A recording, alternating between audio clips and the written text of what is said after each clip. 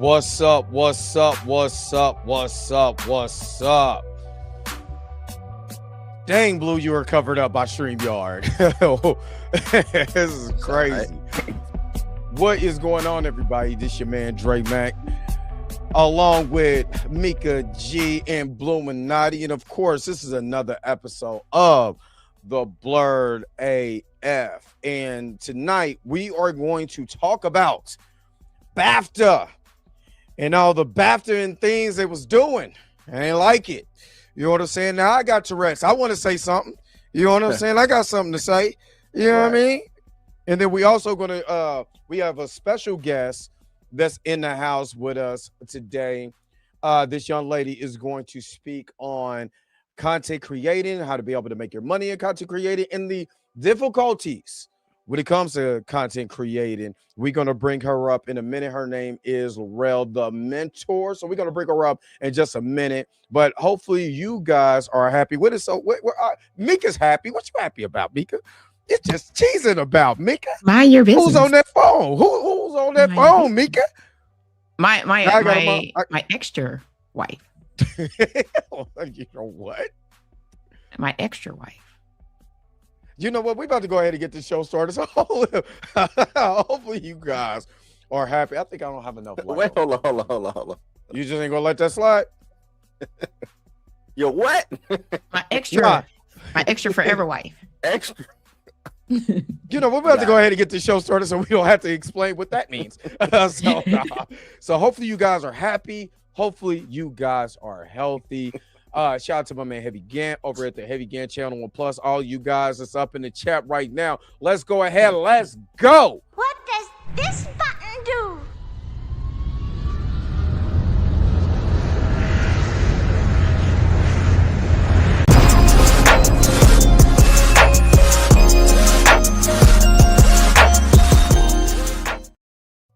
All right, and let's bring up our special guest, Larelle. Hey. Oh yeah. What's going on? Good. And go ahead. I'm sorry. I said I'm super excited to be here with y'all. That's what's up. And Larelle actually created the Kansas City content creator space on Thread. I met you on Threads, and then on Instagram created a space for content creators in Kansas City. But I wanted to bring her on, hang out with us tonight. Of course, we're going to be talking about BAFTA, but we're also going to talk about content creating, the highs, the lows, when, you got good content, but it's not getting traction. I know you talk about making money, content creating. That's one of your biggest things, of course.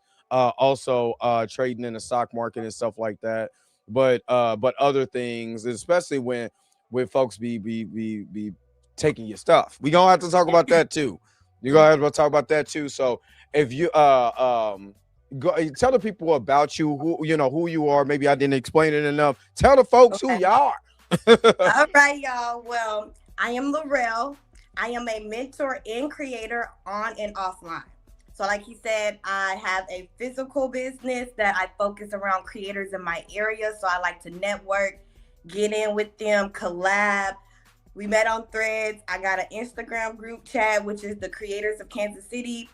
Anybody looking to stream, YouTube, create digital products, digital marketing, affiliate marketing, all of that good stuff.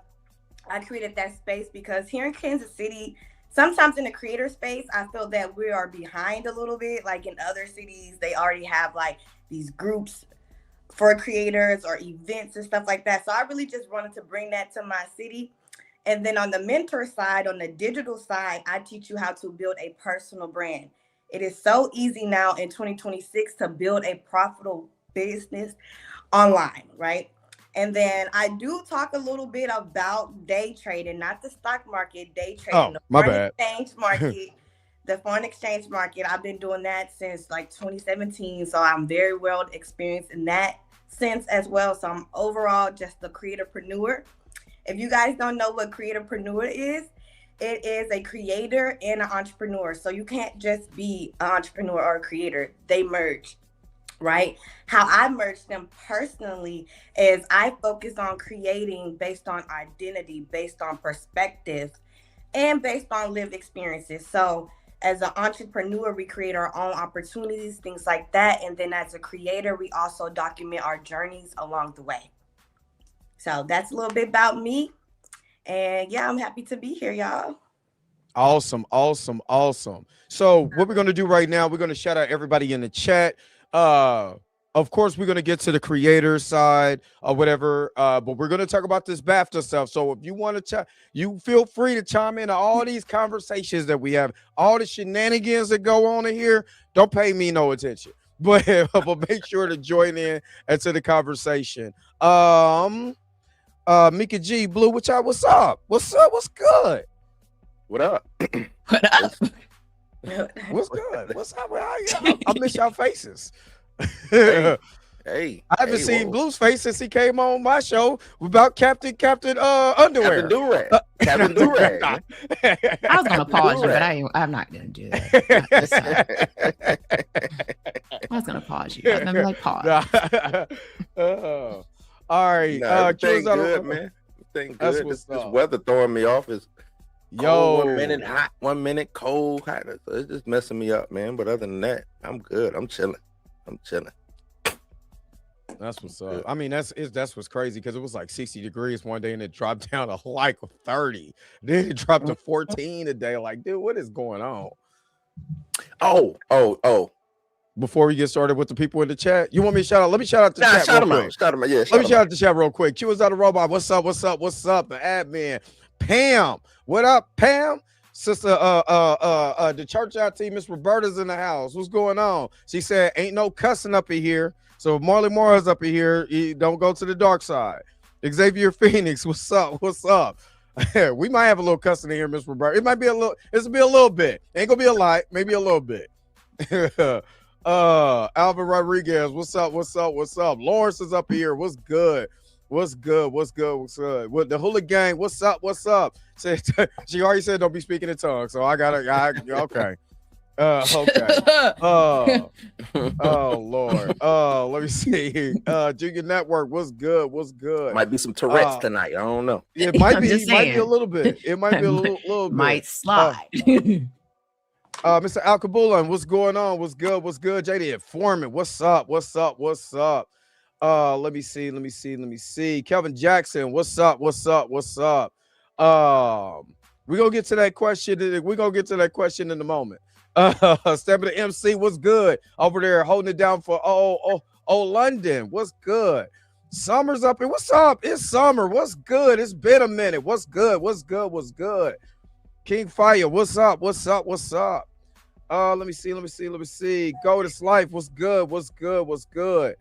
All right.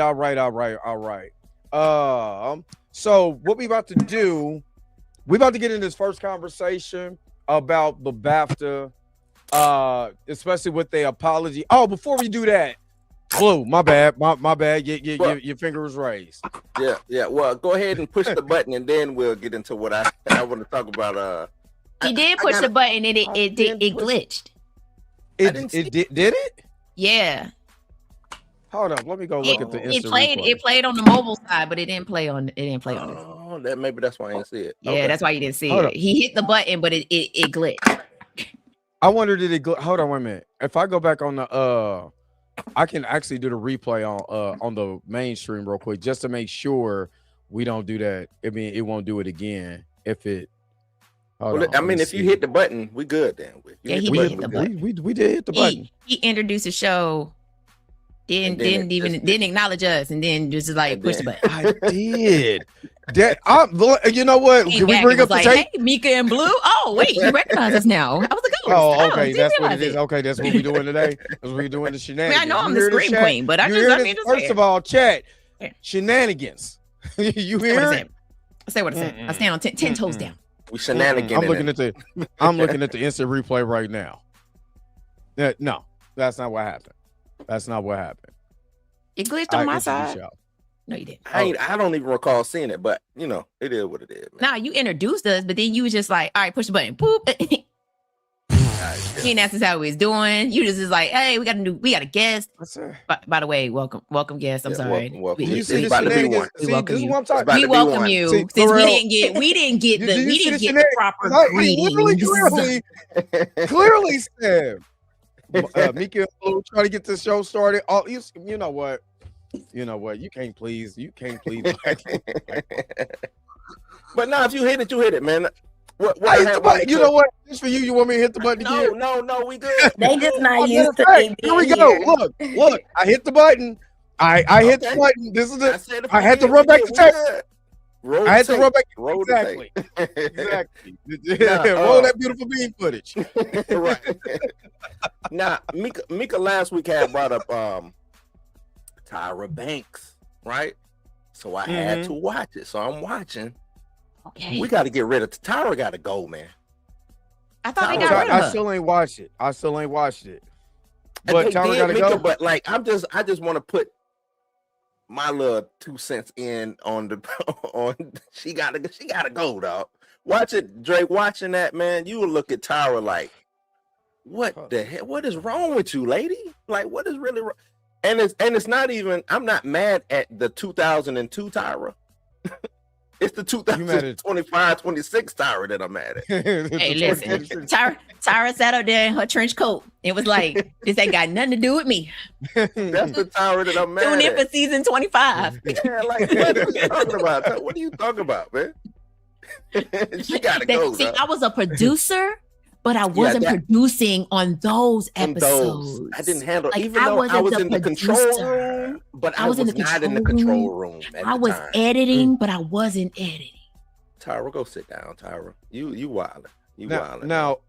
Now, we're talking about the America's Next Top Model. What was it? It's just a documentary on that. So have you seen that? Laurel, did you see that? I seen something like they were supposed to be bringing like it back. No, they are bringing.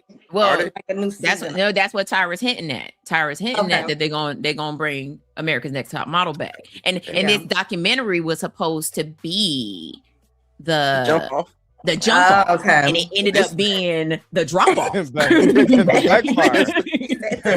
ain't what that was. Yeah, I ain't seen the documentary yet, but I've been seeing all like the posts and stuff about it. I didn't even know they released it yet. Yeah, nah, that is. Tyra was like, I remember when one of the girls, something happened in her room, and then they like asked me to come in and like play big sister, and I was like, Heifer, you know what happened? You watched the footage. You watched the footage. You watched the footage. It didn't offer an apology. No, actually, she did offer an apology to one girl, and she's like, "I'm sorry, boo boo." I was like, first of all, that ain't even a real apology. It wasn't even real, and then she just seems so fake. Tyra just seems so performative. You know what I'm saying? Yeah. Like everything with her just seemed like she studied this, rehearsed, and then was ready to regurgitate it right here for this documentary on screen. That's what I didn't like. Now she talking about, I'm living in Australia now. I'm like, yeah, because they done ran your ass down under like you done. I'm from the land down under. So are you going to go visit Miss J and visit Miss J? And she was like, oh my God, what happened? Right. Oh my God. What happened? Know they in the hospital. You know this dude had a damn stroke, man. What is wrong with you? Been knowing this dude since he was 16. Come on, man. Come on. Yeah. When they fired the Jays. I mean, okay, listen. I'm not gonna hold y'all and act like I didn't watch America's Next Top Model. I even wanted to audition to be on America's Next Top Model, but at the time I wasn't tall enough because I'm only 5'7" and you had to be 5'9". So I wanted to be, but thank God that I didn't, because it would have been the first fight on America's Next Top Model. I'd have been knucking and bucking and ready to fight. Because what you mean I didn't get in here? Well, she didn't fight, but they was throwing drinks and stuff or whatever. Oh, they took her. Yeah, they got her up out of there. Yeah. They got her up out of there like first episode. She threw them drinks and she was like, I'm about to say, who was throwing the drink? You talking about in the very first season? Nah, this would have been. This is later. 7. Oh. This the girl that got yelled at. Yeah, but she was on there a previous season. Yeah. So she went on a previous season. She got in, they went to the bar. She threw a drink on one of the other girls. They reviewed the footage. They was like, we don't need that hostility and animosity on our show. So they sent her home. And then so Tyra, believing in her, was like, oh, I believe in you so much. We gonna put you through anger management. We gonna get you therapy. We gonna blah, blah, blah. And then they brought her back. And then she proceeded to, she didn't want to read the teleprompter, which she was killing it though. She was doing way better than everybody. and she just didn't have no confidence in herself. And I just felt like in that moment, Tyra shouldn't have did what she did. Like literally, like the girl, the way the girl was, she was like, girl, I'm not worried about this show. You know, I'm good. You know, like she was joking it off so she wouldn't cry. So she wouldn't be upset. On national TV.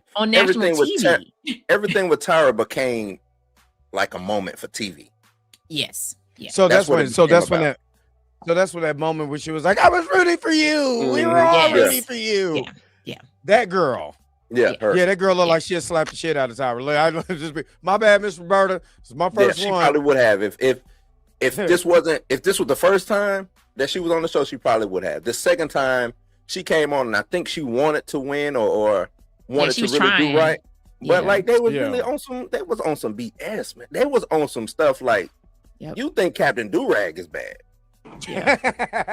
Yeah, this was bad. Like the very first girl in season 1, she was a lesbian, and they try to force the narrative that she was argumentative and that she was basically the angry black woman in the house. And there was like one girl that kept gaslighting her. I said, and she was Ebony Latina. was her name.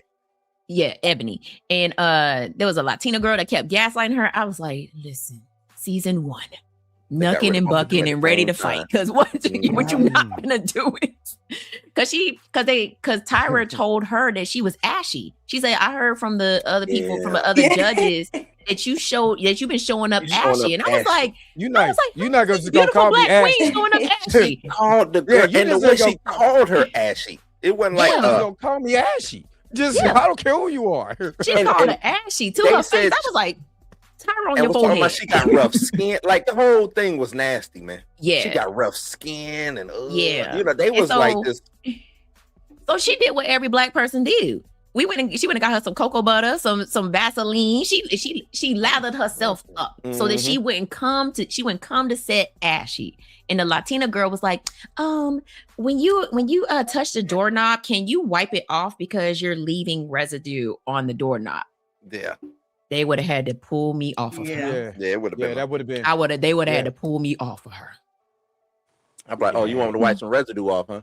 Right. Pause. I mean, she's a woman, so it doesn't matter.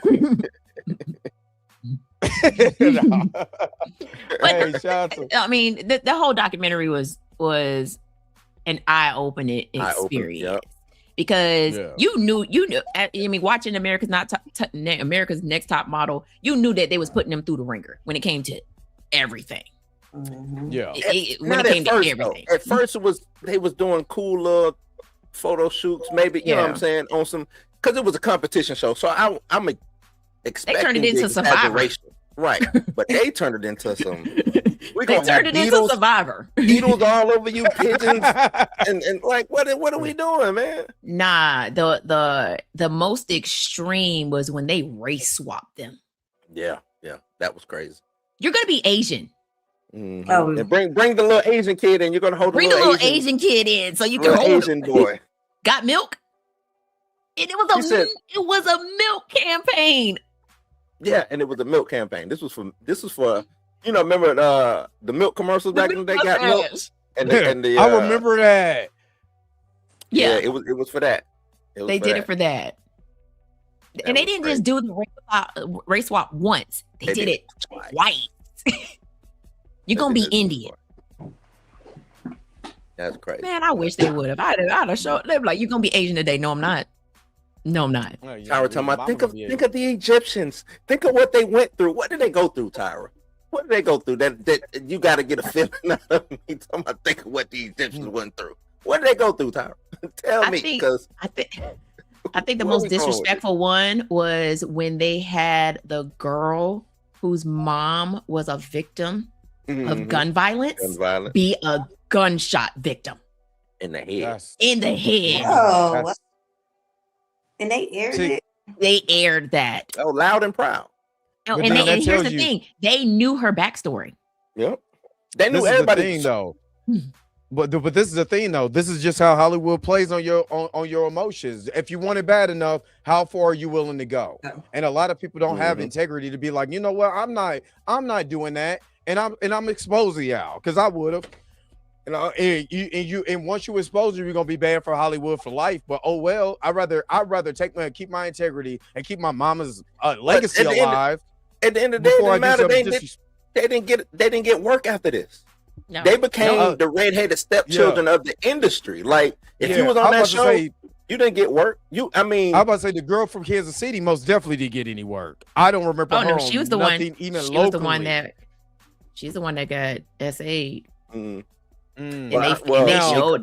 Mika, she came out and said this. That's not what happened. Like I watched another interview with her. I know, but she came out and said that.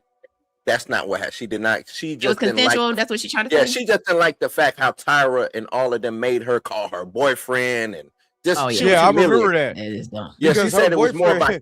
She said she was down.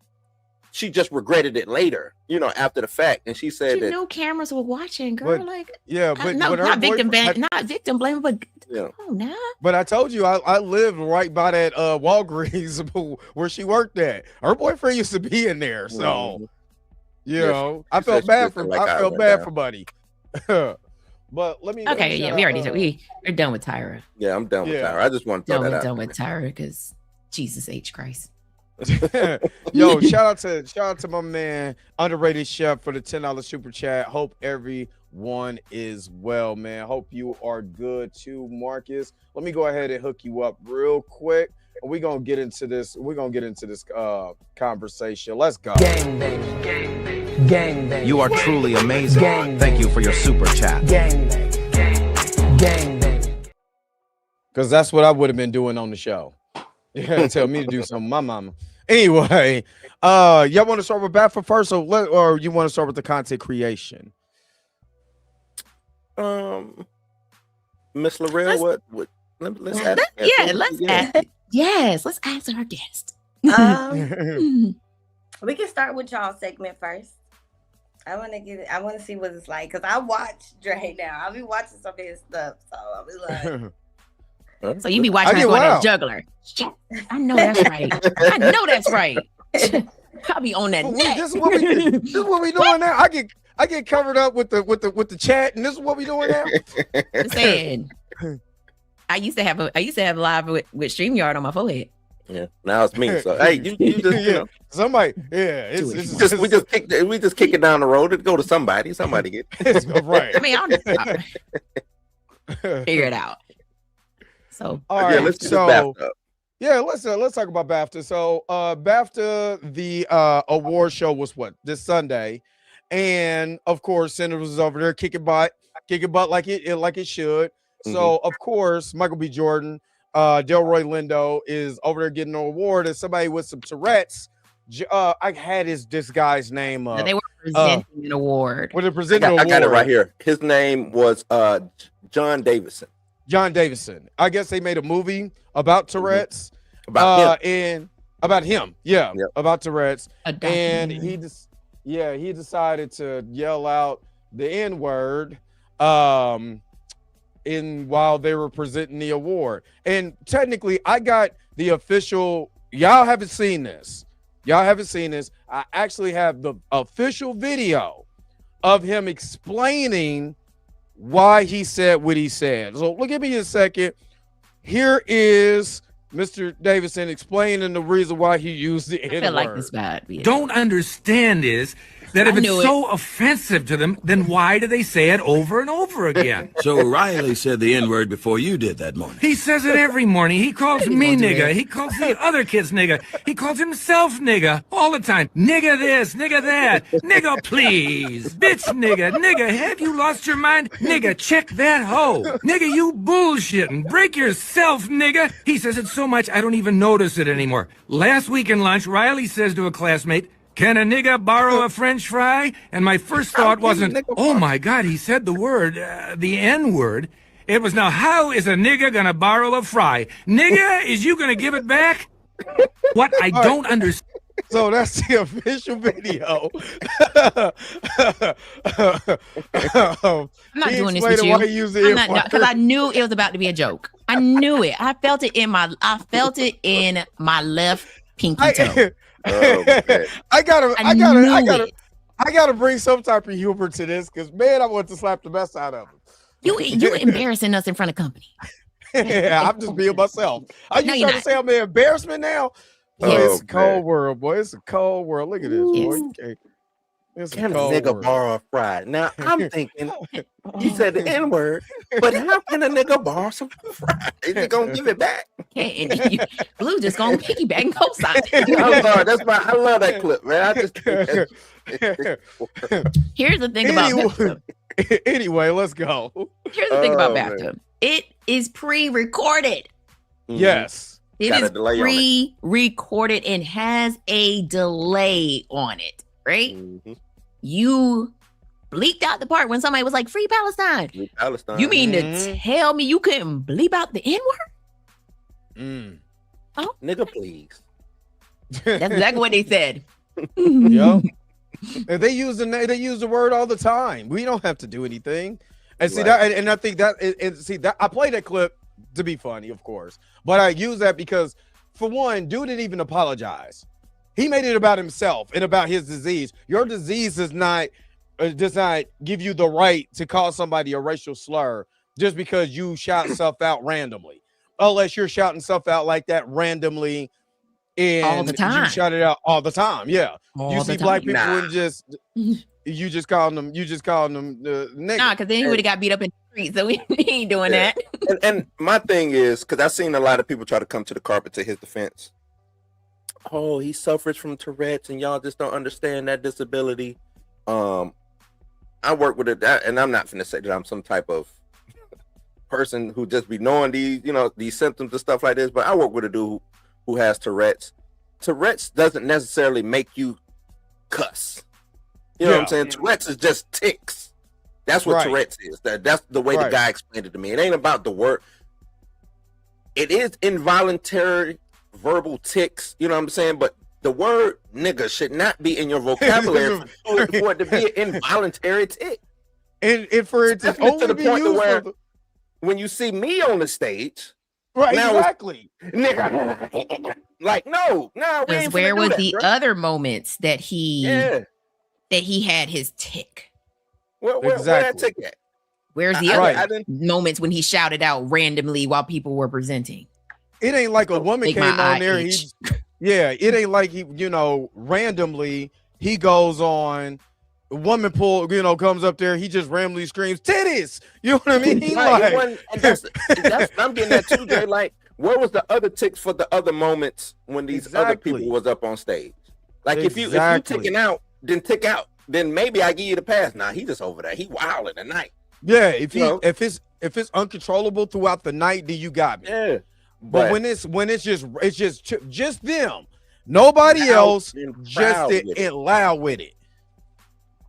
Like, nah, that's one of the things that, looking at that, man, like Mika said, this is on delay, pre-record, whatever you want to say. This was a moment you could have cut that. Like, the thing is, the crowd should have been cut anyway, because they're up there talking. So we should not hear nothing from the crowd. That should have been a straight, whatever mic they talking into, that's the only thing we should hear. Yep. But let's be honest, we're not protected. No. Black people are not protected. You can say whatever you want to a black person, and we got to shrug it off. We heard y'all need to get over it. Y'all use the word all the time. So why are y'all offended? We get all of this with your mumbo jumbo, all of this word salad, instead of apologies, instead of, you know what, and then had the nerves to be like telling us how we should feel about something. When we see what we see now, if he was saying something anti-Semitic, you know what I mean? They would have blocked it out. Just like the free, well, like what they did with Free Palestine, which I don't see how Free Palestine can be blocked out. But a white man calling a man a nigga, you gotta take what Pop say. You just got, or Granddad, you just gotta take that and cry, go in the corner and cry. You can't do nothing, so we're not protected. And the reason why we're not protected, because sometimes we the only ones who standing up for us, and there ain't enough of us standing up. You know what I mean? We all got to stand up. The thing is, we tired, right? Like we stand up not for us, we stand up for everybody else. And the thing is, ain't nobody standing up for us. That shit, I'm sorry, but that shit is tiring. But then just like remember I went off on TMZ. The last time I was on TMZ is when we had that conversation about old boy from The Sixth Sense saying something anti-Semitic, and then I brought up, well, you know, he needs to go to the Holocaust museums. He needs to go on the world tour, apologizing. You know what I'm saying, and all of that. And they said, well, I'm tired of the fake outrage. The same dude is in the same dude who's in the Epstein files is telling me that I need to basically get over it. Yet when Kyrie Irving retweeted a video or whatchamacallit, a retweet on the Hebrews and Negroes, he had to go on a world tour. He got to explain himself. They wanted him to ban from the NBA, all of this stuff. So don't tell me where the fake outrage is. And you're right. We are tired, because I get tired. You get tired every time trying to defend yourself on someone else's foolishness, dude. You get tired of it. And we had my man's Nightcrawler came up on stage, and he tried to You talking about from the hold on, wait a minute. You talking about from the X-Men, or you just or you call us that's what he called I thought you was calling somebody Nightcrawler. I'm damn, bro. Damn. We were doing good. Nightcrawler, man. Nightcrawler, Alan Cumming, man. Alan Cumming. Okay, yeah. Dope actor, man. But he came up on stage and was trying to, you know, kind of soften it. He shouldn't, no disrespect to him, he should not be the one up there doing that. BAFTA should have came up. And I'm not telling him to shut up. I'm not saying that, Dre. I'm not gonna say he shouldn't. You know what I'm saying? Because ain't no telling what we don't know what was Will Smith. It could have been a Will Smith, Chris Rock moment going on. We don't know. We don't know. So for him to get up on stage and try to settle everything, where Will Smith at when you need him? We need you, Big Willie. He was not invited. He was not invited. For him to slow that down, I'm not mad at that. But he should not be the one doing that. It should have been a BAFTA spokesperson. Have we even heard from BAFTA speaking on this? We have. They issued an apology, but I don't care about their apology. It wasn't, it wasn't even a real apology. It was. It was almost like a backhanded apology. Oh. Right, and the only reason why I say I don't really care about BAFTA's apology, because they had the chance to edit it when they did, and they chose not to. So whatever you say after that doesn't really, I don't really care. Larelle, what you think about all of this? Well, I would say, like, I like the Boondocks. Okay, that's one of my favorite shows. Okay, so, but besides that, I do feel like they always want us to be strong and like embrace it, and like, oh yeah, we should like them copying our hair and what we do, what we say, especially in the creator world too. There is some things going on where like they like to steal our content and then don't want to get credit and we're gonna all talk of these about that. things. Right. So I'm just listening, and you know, I don't think it's right. I don't think that we should, you know, conform to what they're saying, like, oh yeah, we get it, and you know, stuff like that. Like Blue was saying, we're stand up for everyone else, and like who's really standing up beside us. So I feel like that was a really big one. That's fact. Keith Sweat said it better. He was like, nobody. standing up for us. Who gonna stand up for you? Nobody. So this is what the BBC said. A BBC spokesperson said on Monday that some viewers may have heard strong and offensive language during the awards. This arose from an involuntary verbal tics associated with Tourette syndrome and as explained during the ceremony, it was not intentional. We apologize that this was not edited out prior to the broadcast, and it will now be removed from the version on the BBC iPlayer because it was up on the iPlayer. Yeah, just on 24 hours. That's what I'm saying. That's not an apology. First of all, that's not even taking accountability because, again, if he was doing it throughout the show, you're saying just random stuff, it doesn't matter. T-shirts, you know what I'm saying? I don't know. If he was doing this during the show, then I could understand because there's a pattern of behavior. You know what I mean? That logically I can look at it and say, okay, he was just doing something. He had a moment. I wouldn't excuse it. I wouldn't excuse it, but there's a pattern of behavior. Right. We didn't get to hear I think somebody in the chat said no, he was doing it throughout the show. Cool. We didn't hear it though. We didn't hear it. It wasn't that audible. moment. Right. Yeah. It was not audible. If like I said, if he was in his seat just going ham, you know what I'm saying? Like it's okay. Dude got Tourette's, everybody be like, okay, he got okay, that's old buddy with Tourette's, cool. And he just back there just letting it loose. He just you know what I'm saying? But then as soon as those two dudes got up on stage, he yelled, you know, the nigga, it just slipped. That's the only one that slipped through. If that's the only one that was audible though. Like, nah, that ain't that's not cool. Exactly. And that's why I said a pattern. And that's why I said a pattern of behavior. I was on Twitter, I was on Threads. Nobody showed anything throughout the show of him repeatedly saying stuff to anybody else or throughout the show. And that's why I said there's no pattern of behavior. It's just was that one kicked it. So that was the turtle. That was the turtle when you take off when you show the black part of your shoe and he start ramming it. But when the white part come on, he ain't got no beef. You know what I'm saying? I ain't got no beef. Okay, yeah, I believe that. That's sweet. BAFTA did make a statement. They just dropped it. What was the statement? Monday evening. It says Monday evening. So this is new. BAFTA said we want to acknowledge the harm this has caused, address what happened, and apologize to all. BAFTA said it had taken steps to make the audience aware of the tics and the possibility that they could hear strong language during the ceremony. Michael B. Jordan and Delroy Lindo were on stage at the time, and we apologize unreservedly to them and to all of those impacted. We would like to thank Michael and Delroy for their incredible dignity and professionalism. Of course. I bet. Of course. I bet. Way to stand strong up there, guys.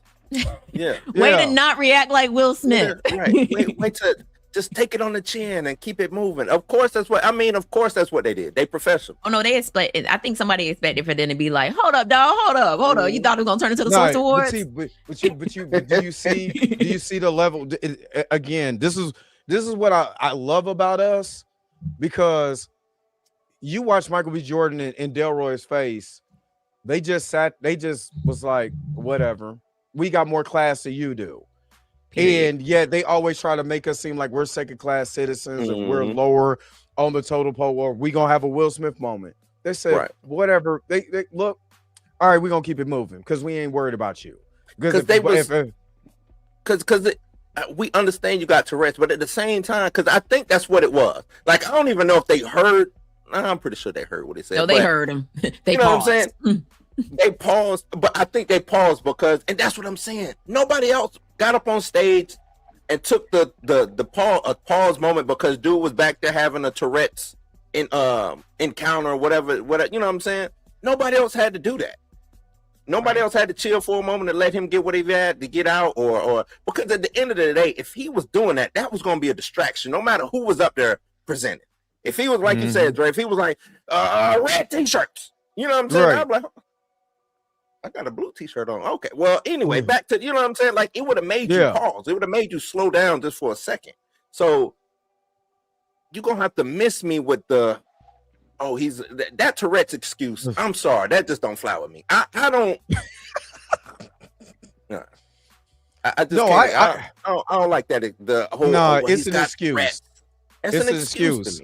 It's always an excuse when it comes to us. If you really think about it, anytime it comes to something that we're doing, we're trying to do, or have to defend ourselves, there's an excuse when it's the opposite side of the coin attacking us. We do something that's small and y'all this and y'all that. Remember, somebody was just on stage talking about, what about the gangbangers? And I'm just saying, it's always we're always it's when it comes to us, we're the punching bag, we're the excuse. Then when we stand up for ourselves, all of a sudden we're crazy. This is the angry black woman, the angry black man. It's all of this stuff. I just say let's continue to fight. I'm not gonna stop fighting until I can't no more. You know what I'm saying? Because F these people. You know what I'm saying? F I don't care about their apology. And the reason why I don't care about their apology, you know what I mean? Because they had an opportunity to cut it. You want to cut Free Palestine, but you didn't want to cut this Tourette. You could have just bleeped it out, and it just could have been a moment in time nobody would have never heard, unless somebody who was filming it at the show would have caught it. And you're right. Yeah, you and that's right, the only way we would have heard about it was word of mouth. Right. Nobody would have known it happened, but people that were at the show would have been like, "Hey man, there was some dude that randomly yelled out the N-word." Where do they have him sitting at to where he is loud enough? In front. Right. You know what I'm saying? He definitely was in the front. Front. I don't know. It's to me, knowing Go 5, seat 15, sir. He did leave after he said what he said. He's afraid. I would leave too. Will Smith. I know Delroy gave him that look like. Nah, he seen Michael B. Jordan play Killmonger. He was like, you know what? I ain't got time. I ain't got time. It's the Tourette's Action Charity Group statement for me. Hold up, you gotta read it. Yeah, what they said? They we are deeply sorry to the Black community for the harm. Stop it. Let me get it out. You can't even read it. Let me out. All right, go. Start over. Go ahead. We are deeply sorry to the Black community for the harm caused, but at the same time, it is vital at the same time. It is vital that the public understands a fundamental truth about Tourette's syndrome. Tics are involuntary. Y'all about to lose all y'all funding. No, they're not. No, they're not. Because the MAG is gonna back them. Oh, yeah, I forgot about that. Never mind. And then also the but you don't never start off with an apology. You apologize. And then you say but at the same time. But the nigga got Tourette, so right. Niggas, we want to apologize to the blacks. To the blacks. Y'all lost some niggas. So I mean, he wasn't like what? Just like this, like again, like this platform, and it's the joke that Dave Chappelle said. I can say nigga with impunity, but I can't say any other word. You know what I'm saying? Because I'm not from that community. And then when you say, well, I'm not a nigger either. Now, what is your excuse? Even in a joking manner, even in a, you know what I'm saying, non-threatening joke, we just having fun. I'm a joke on everybody in here, and we just going, nope, can't do that. Yeah, it's just all that was, hey, my man got Tourette, suck it up, Buttercup. Keep it pushing. You know what I'm saying? So that's all it was. Which again, I don't care. I don't care about their apology. I don't care about BAFTA's apology. It was a failure on whoever should have edited this. I don't care about none of that. And again, this is another opportunity. This is another situation where everybody was, looked at Will Smith while we were talking about Will Smith. He should have been banned from the Oscars. What he did was egregious. I'm not going to take anything away from that. But this guy said something, a racial slur, and he's going to be brought back next month or the next event. You know what I'm saying? Matter of fact, he probably going to go on a world tour, explaining how Tourette's affected his life, and I can't live a normal life, and here I am the victim. And they call us victims. They call us snowflakes. Now, I don't want to hear nothing about their apology. damn that, because he's about to use this to get paid. Nah, I'm cool. Nah. Oh no, they probably gonna dog and pony show his ass everywhere that they can, man. That's probably gonna be the case. Delroy Lindo told Vanity Fair that he and Michael Jordan did what they had to do. Michael B. Jordan. I'm calling him Michael Jordan. Michael I was B. gonna say, Jordan. don't you get my husband's name right. Get my husband's name right, okay? Ooh, Michael Jordan. Michael B. Jordan. Do better. Do better. You got Michael F. Jordan. But Michael anyway, what? I'm gonna put my. You know what? Never mind. Lindo told Vanity Fair that he and Michael B. Jordan had to do what they had to do while presenting, and that he also wished someone from BAFTA spoke to them afterward. Yeah, personally. Yeah, that's. I mean, so BAFTA they didn't even address them after the show. Hey, I was bad about the Tourette's guy. Yeah, I'm gonna tell you what happened. I'm gonna tell you exactly what happened. They put him backstage, but like, please don't whoop his ass. We gon' photo, but please don't whoop his ass, because I know you want to whoop his ass, but please don't. Yes. I could see Michael B. Jordan going in the back and be like, "Who was it?" And it was like, no. He already left. He left. He's gone. He's gone. He's gone. Don't worry about it. We gave him an Uber Black to make him feel. We sent him home in an Uber Black. Okay, that enough? Miss Laurel, what you think about the whole BAFTA situation? Just after our conversation. Yeah. It's crazy. I feel like everybody's perspective is valid, literally. Yes, like I said, it's just wild. It's just wild. And like I said, this sadly we live it, but we have to understand that we live in a land where Vince McMahon can drive 115 miles an hour, run into the back of somebody, almost kill himself, and get a ticket. And be like, "Sorry, Mr. McMahon, you can go home now. Goodbye, buddy. Just pay your fines." Vince is the man, dog. Did you see that call? Yeah, I seen the whole thing. When the black dude who's not the football player who literally was not even in frame when the wreck got calls, got blamed, went to jail, and all of that, and then they had to apologize later. This is just the world we live in. So, you know what I mean? So, it's sad. Vince said he untouchable, dog. Yeah, I mean, you know who his homeboy is. You know what I'm saying? Mm-hmm. So his homeboy was at WrestleMania and became president. You know what I'm saying? My dreams is I can do anything. I hired his wife to be the head of education around it. Exactly. Right. So yeah. So, but anyway, but yeah, guys, what do you think about BAFTA, the apology, all of what we said? Make sure to put it in the comment section below. Let us know what you guys think. Boycott next year. You said what? No need. I never really watched the BAFTA. I never watched the BAFTA to begin with, but I'm just saying we boycott next year.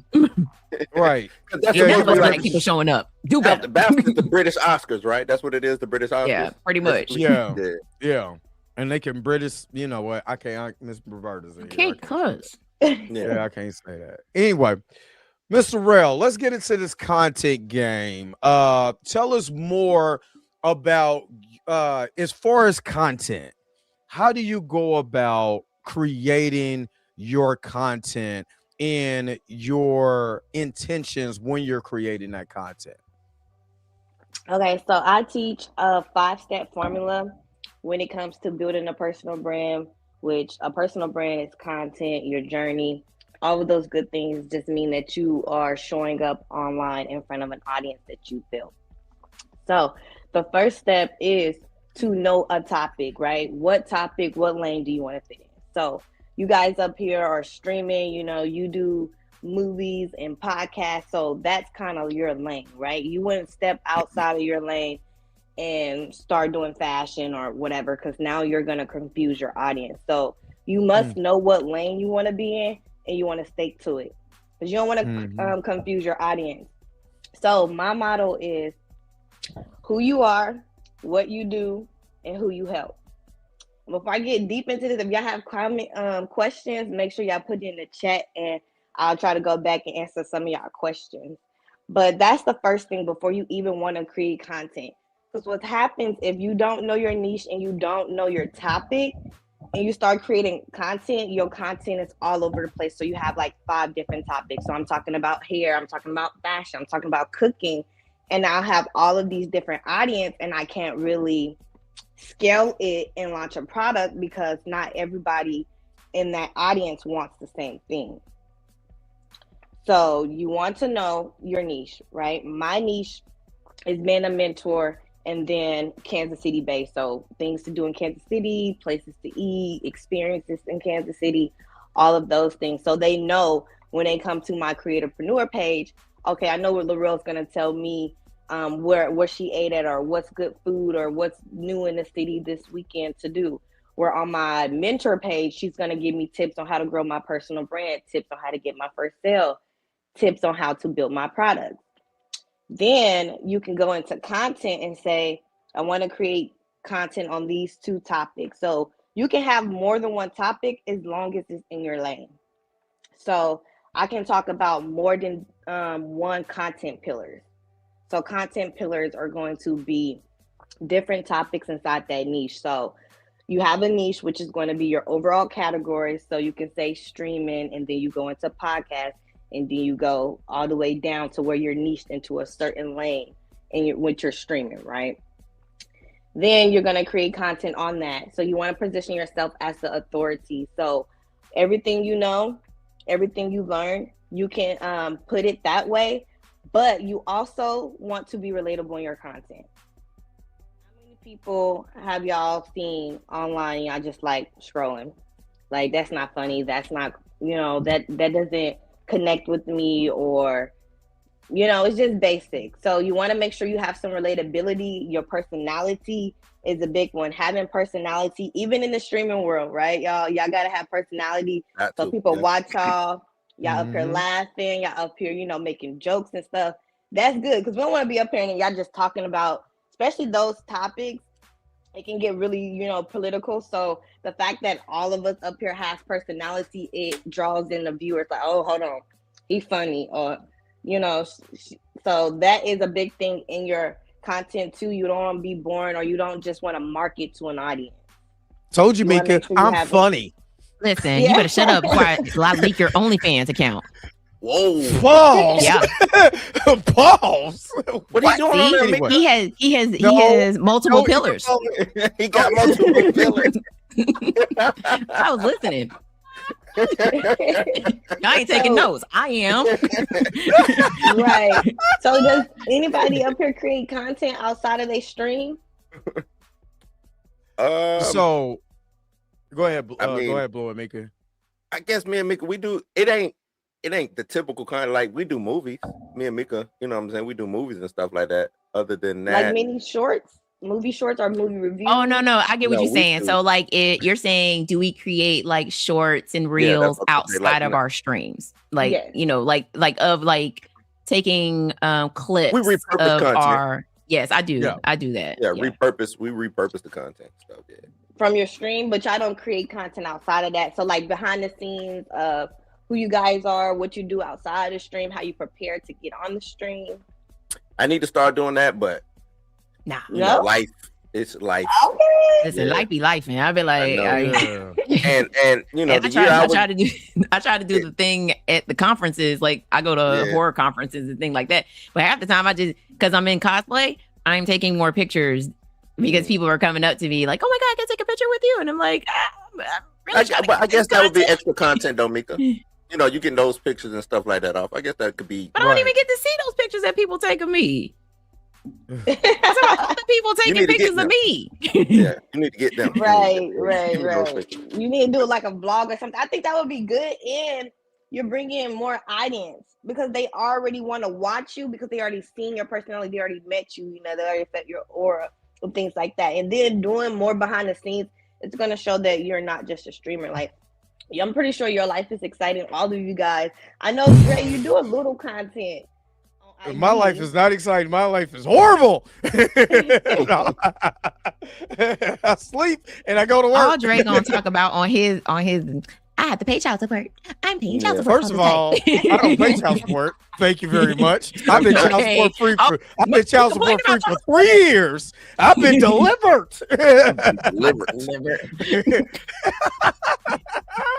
What's worse than child support? A thin line between love and hate. Thin line, but that's his only content. Thin line between love and hate, and why it's a horror movie. First of all, I joke. I'm sorry. My bad. No, I get where you're coming from, Miss Laurel. Though, it's just like I'm not one of those. Let me prop the phone up and record everything. Yeah. I think that's the issue. Like that's not how I get down. Hell, you'll be remiss to find pictures of me like, you know what I'm saying, throughout my life like that, because I'm just not one of those type of people. Just picture. Let me get in front of the camera. Let me do this, that, and the third. So, but y'all gonna get these outfits. OnlyFans does count. Come on, Drake. Told you. First of all, not Drake me. got an OnlyFans account where he does. No, the hell I don't. He's just doing Tourette's on his OnlyFans. The whole. And a lot of people think OnlyFans is just. I mean, yes, it is known for sexual content, but you can do anything on OnlyFans. I mean, the Carissa Shields fight was sponsored by OnlyFans, so it was on the ropes. No, I'm not joking. It was on the ropes. It was sponsored by OnlyFans. Hey, all right. Let me get back where you can get it from. Absolutely. Let me get to the super chat real quick. J. Joe 4040. Grab the DC Comics Dakota incident before the 25th of February. We'll get more Static and possibly a movie. If the comic doesn't sell, DC will get rid of Static forever. It's on Amazon for $5. Thank you so very much for that super chat, and it's most definitely on its way. So appreciate that super chat. Let me hook you up real quick, and we about to get back to this conversation. Oh yeah, since Laurel, since you knew, I gotta hook you up real quick. Oh God, body roll.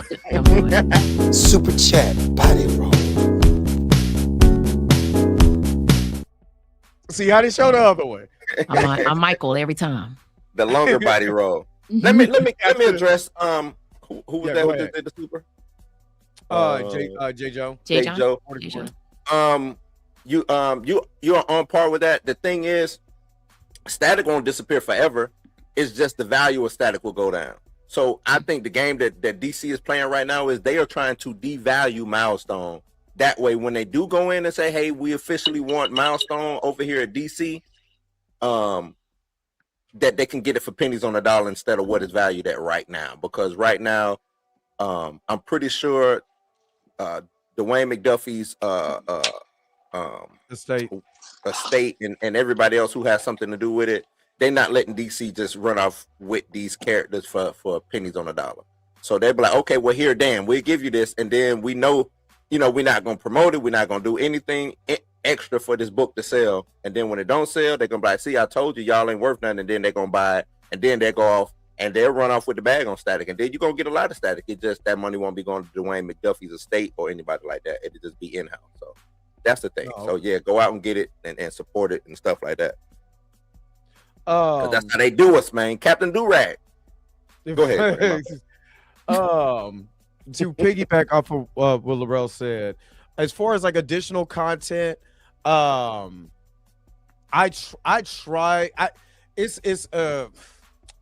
a lot of what I try to do. I try to keep it just in the content because I'm doing this show Monday through Friday for me, and I'm thinking about this, trying to get the little shorts out. Then what I'm doing as far as like behind the scenes, because I'm doing so much content throughout the week, I try to rest. And a lot of times, like unless I'm, we're getting ready to shoot the film here in a little bit, I'm gonna show a little bit of that. But as far as like myself, trying to sell myself, that's what I believe the content is for. Repurposing the content, making sure that I take that content, take the best clips, even if I'm grabbing the clips or if the AI is grabbing the clips, taking the best clips and be able to, here's a trailer basically of my show. Now it's up to you to come back and watch this show. I'm going to clip it in a way that probably will piss you off. But now you got to find out where you get that clip from. Where is that from? Now you're coming and you're inviting yourself into my space because you want to know why I said what I said or why you're pissed off or why you're happy about that. I want to see more of that content. So that's the way I try to repurpose it. As far as like personally myself and trying to stream, I am boring. Like, I am absolutely boring. Don't do me like that, Minka G. I'm boring. Sorry, my bad. Was that on my face? Was that my face? Hold on. With my face. That was my face. Yeah, My with bad. my face. Sorry. You know what? So what you had said about clipping it and then posting it, so clipping from your screen and then posting it in a way that makes them curious about what it is that you do or what it is that you talk about. That is like the main point of content. You want to grab the attention, especially on social media nowadays. You literally got less than 3 seconds for somebody to be like, okay, I'm gonna watch this wheel. Or okay, I'm gonna follow, right? So from your niche, when you go to your bio along with the content, but your bio is gonna tell me basically this is gonna be your resume. Within 5 seconds, clicking on your page, your name, gotta be searchable. Okay, so you want to, like, mine is LarelleDaMentor. So somebody looking for a mentor in the digital space, on and offline, whatever, they know that I already mentor people. And in the bio, your bio is going to be SEO'd on all platforms. So whatever you put in your bio is going to be SEO, especially now with Google, things like that. So you want to make sure those things align, because if I come in and it's just boring or you just brag on yourself, I'm just going to probably go find somebody else who's more interesting, or they bio grab my attention, the clips and stuff like that. And it's okay, y'all, to not know what kind of content you want to create. I didn't know what kind of content I wanted to create in the beginning either. I did lifestyle, I did beauty, I did rig reviews, I did auntie content. So me and my nephew, I did everything until I found what works for me and what I liked it. Like, I felt like I can let my audience in, because I don't do a lot of behind the scenes either that much, because there's so much that, like, with people thinking on social media, you got to share everything. Yeah. You don't. You want to share pieces that make sense to your story. And really, I just say content is your journey. Content is a journey. It's not a destination, because we're all going through lived experiences. We all are doing different things in our day-to-day lives. Like you said, life be life. And so even that is content. Everything you do is content. And what I teach my mentees is, don't go and look for a niche that you need to figure out, or you got to go and book a room to create content. When I first started, I did auntie content. Why? Because that's what I was doing. I'm a full-time auntie, so it's easier to do content with my nephew than rather going, oh, I'm gonna go to the mall, I'm gonna create content, and I'm gonna do this and I'm gonna do that. Which those content works. The talking videos where they go up and they ask questions in the mall, like, tell me a little bit about your business, or asking like spicy questions and stuff. All of that stuff work, but it has to be niche, because you can't be all over the place, because certain topics people are going to come to you and want to talk about. Like, y'all have certain topics that y'all stick to every Monday, and y'all don't really step outside that, because now your current audience that you already built, they're going to come on here if you're talking about something totally different. I'm like, what are they talking about? This is not the norm that we talk about, right? Right. So that's why it's kind of good to be focused and centered on a certain topic, because it's easier to build faster, because now people know what to expect. People know what you do. People know why they like you, and they know why to come back. I got a question. How would you, is it best to niche all the way down, or should you leave room to be able to pivot or incorporate more stuff that might be not necessarily in the niche, but connect to the niche? Like, how would you do that? Right. So I want to talk about niche a little bit more, but industries. So we have like the fitness industry, and then you can niche down to work out at home, work out at the gym, maybe Pilates, water sports is physical fitness. You see how there's so many different avenues when I say fitness and wellness, right? There's not one specific avenue. Or the industry could be food and drinks, but then I can niche down and do only vegan food, or I'm only catering, right? So even though you have a niche, you still want to be in a industry. That way you can pivot. Yeah, okay. That makes sense? Yeah. All right. So the Hooligan said, I do film. Laurel, what advice do you have for upcoming filmmakers? Like, how do you build a bigger brand? Okay, are you talking about photography or actual filmmaking? Like you want to make like YouTube shorts, you're making videos, things like that. Because I've seen your comment. But I'll talk about it in general. So when you're filming, are you doing it just for you or your clients? Like, do it change with each client, or this is just something that you want to create?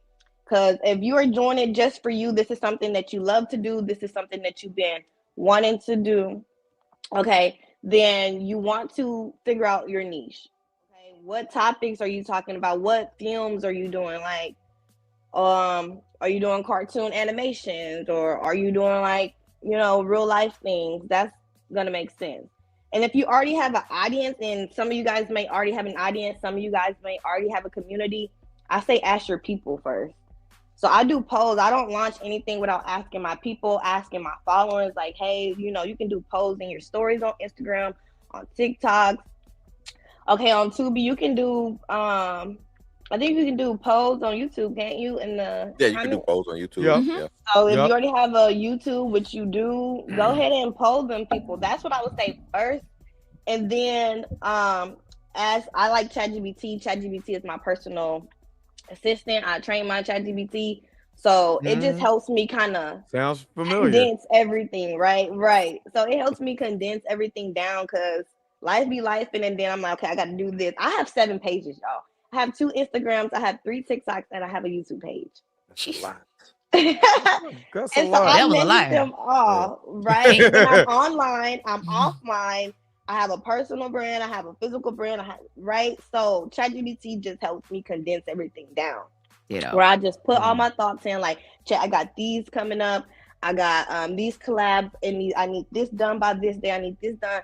Create me an organized schedule, and then I'll put that into my Google Calendar.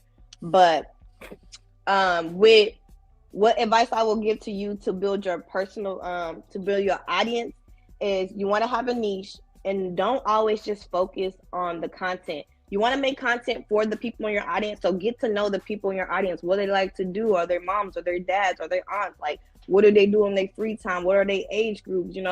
Things like that. And then see how you can relate to them and make content around that and tie it all together. Because that's going to position you to know who it is that you help, what problem you solve, and now you are relatable to me. So now I already like you and follow you for what you do, but now I can relate to you, right? So you want to share your experiences, even if you knew, how did you get into it? How do you feel? Because in content, in general, a lot of people have this lavish lifestyle where they drive in Lambos, or they doing this and they doing that. And a lot of people nowadays don't really show the struggle in or content creation, or the mess ups, or they want everything to be perfect. I post all my content, even if it's messed up, the sound messed up, whatever. I post it because I'm still documenting my journey and leaving a resume for people who come to my page. They gonna see, okay, she does have good content. She does have good long form content, but she also has short form content, and not all of her content is aesthetically pleasing. It might be times where it's windy and I'm just like checking in or something. You know what I'm saying? So you don't want to show up online perfect, because that's not, nowadays anyway, that's not what people are looking for, right? They like the raw, authentic content, funny content, unserious content, rant content, all of that good stuff. Dre be out here ranting. I rant all the time. I'm about to start ranting here in a minute. Just give me a moment. Dre be starting mess. I do. I online beef, offline beef. I cook beef. I put it on the grill in the backyard. I beef. Y'all better use that ChatGPT. Jesus Christ. But now, going back to the indie filming.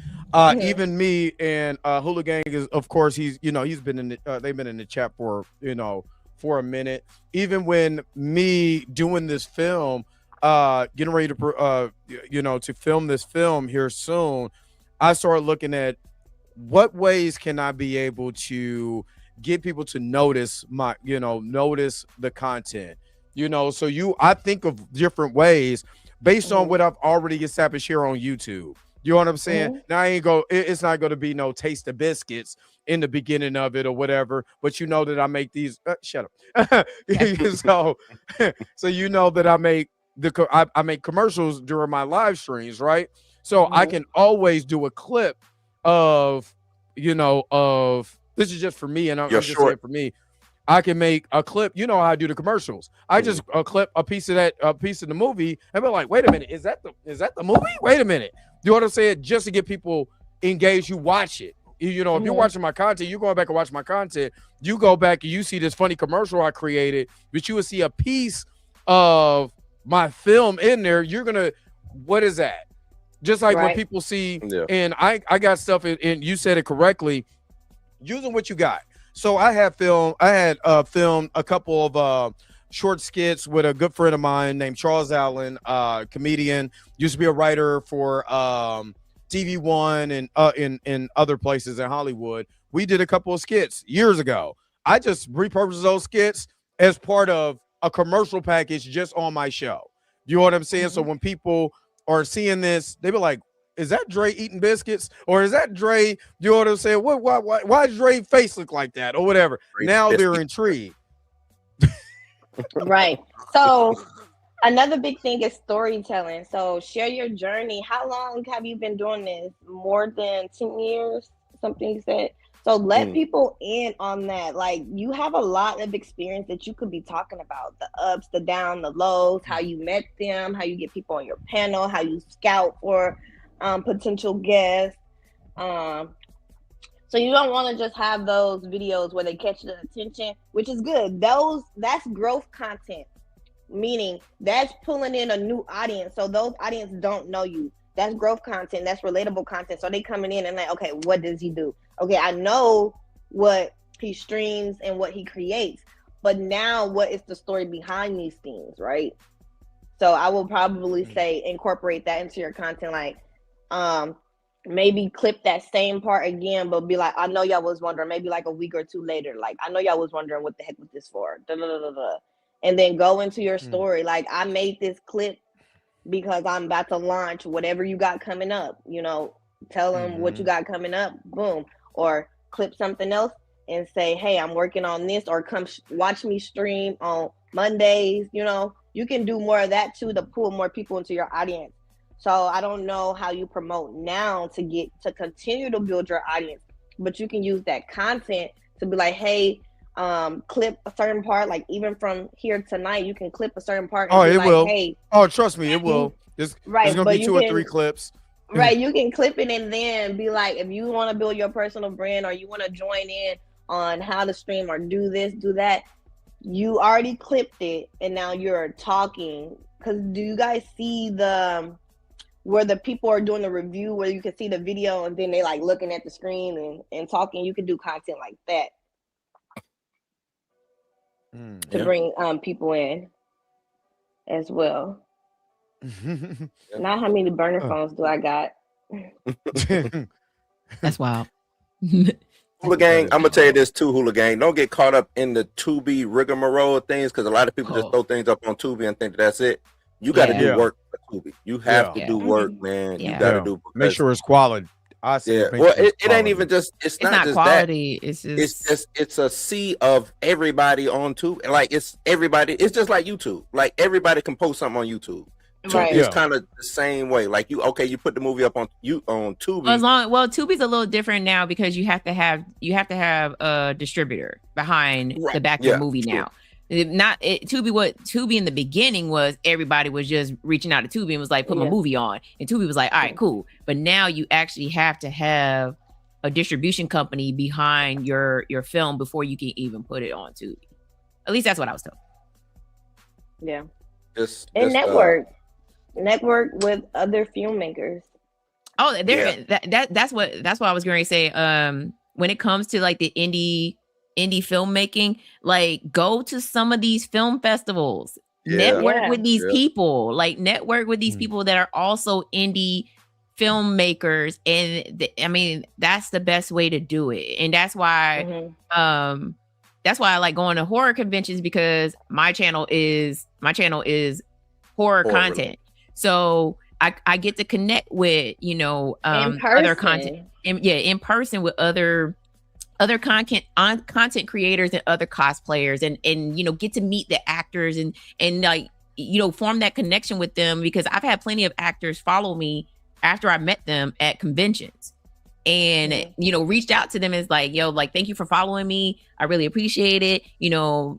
And then, you know, but going about it the right way of getting them onto my show, you know what I'm saying? Like, I will go through your publicist to send you, you know, send an email to request that you know, you come on Cinematic Nightmares. But yeah, if you're in the indie film industry, go to the film festivals and document that stuff. Like she said, like, document that whole weekend while you're there, because you're going to learn stuff from panels. You're going to learn stuff from talking to people. You're going to learn stuff from the actors and the directors and the producers and everybody that has anything to do with the indie film industry. And I learned that at Sundance. Yeah. At Sundance. Just throw that in there. Listen, I just had because Sundance. No, I know, because no, that was one of the panels that we went on to, was like, even though we were at a major film festival, it's better if you're indie film. They were giving out game. They was like, if you need to network with these smaller film festivals. Yes, Sundance is a big deal. You can network with big deal people, but at the same time, I mean, think about how many people they've talked to throughout the whole weekend, and that you think they're going to remember you. You think they're going to remember that the one person that was like, oh yeah, I got this film coming out, and this, and you pitched it to them. Yeah, you done heard that, and they heard times. it right. They heard it 100 times, so they're not going to remember you. Versus going and that's why personality is important too. True. And you want to be rememberable in your interactions and things like that. Definitely, because like you said, so many different people you're interacting with, and you're like, okay, I heard this. But knowing what it is that you do, who you help, is going to make you stand out more. And then think of ways when you do go network, don't say the same things. How can you stand out? Maybe start with a joke or lead with curiosity. Icebreaker. You know what I'm saying? Icebreaker. You really want to stand out, and maybe don't be like, hi, my name is, I do X, Y, and Z. You know what I'm saying? Maybe think outside the box when it comes to that. As LV Burke. Shout out to LV Berkey. You damn right, LV. You right. Weak ass apology is absolutely right. Absolutely. Shout out to Lauren Victoria Burke. If you don't know, make sure to go watch her. Correspondent, you know, for CNN, for the Roland Martin show, all of that. Make sure that you go and follow her. It is so good to see you up in here. So good to see you up here. I was gonna say, I did that at whenever I met the Netflix producer. He had on an Eagles beanie, and I'm an Eagles fan. I was like, go Birds, and he was like, go Birds, and that led to us having a conversation. And then he followed me, and then I realized that he don't use his Instagram as much as people, you know, as much as he does. And I was like, a lot of people don't know. You know what those? But I still would reach out to Twitter. him. They love Twitter. They really do. Yeah. They love Twitter. Yeah. I mean, I'm trying to do more on Threads, but on Threads, but they love Twitter.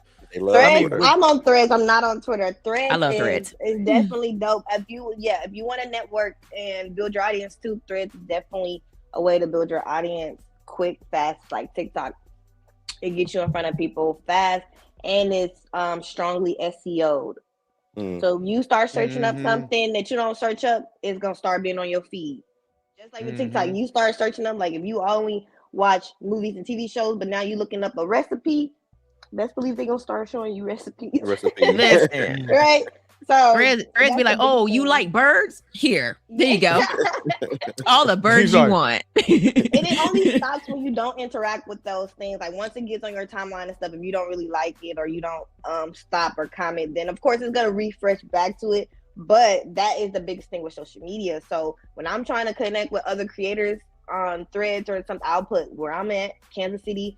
I'm gonna use the word creators, entrepreneurs, streamers, YouTubers, whatever, so that it can get on their feeds. I'm telling it exactly who I want and where I want them.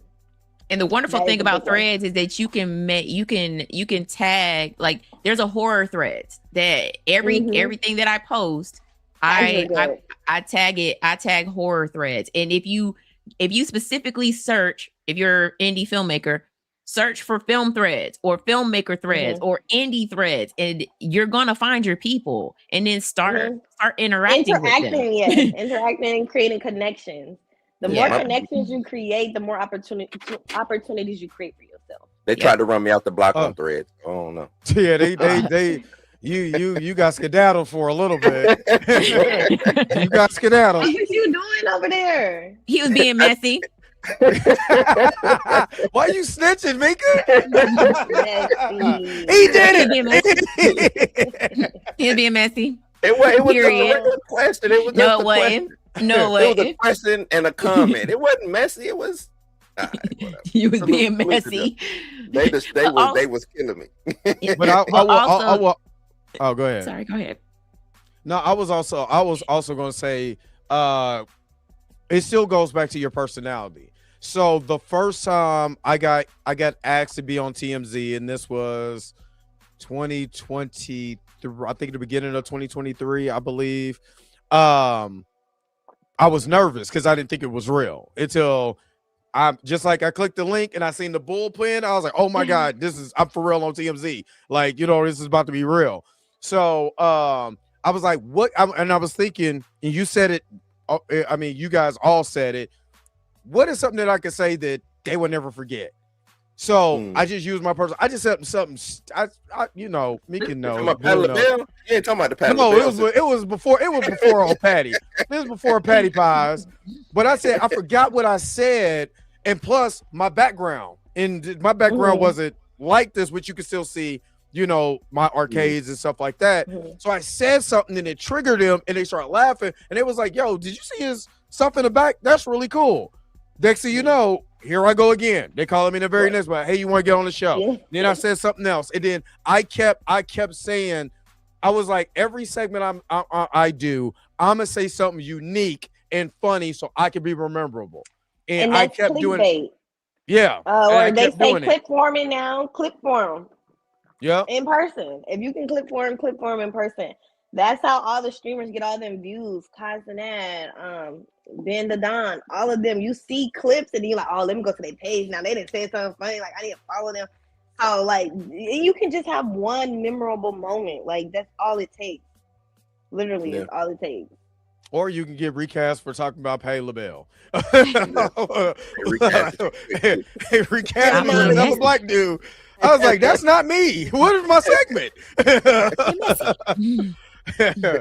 So, yeah. You notice the trend?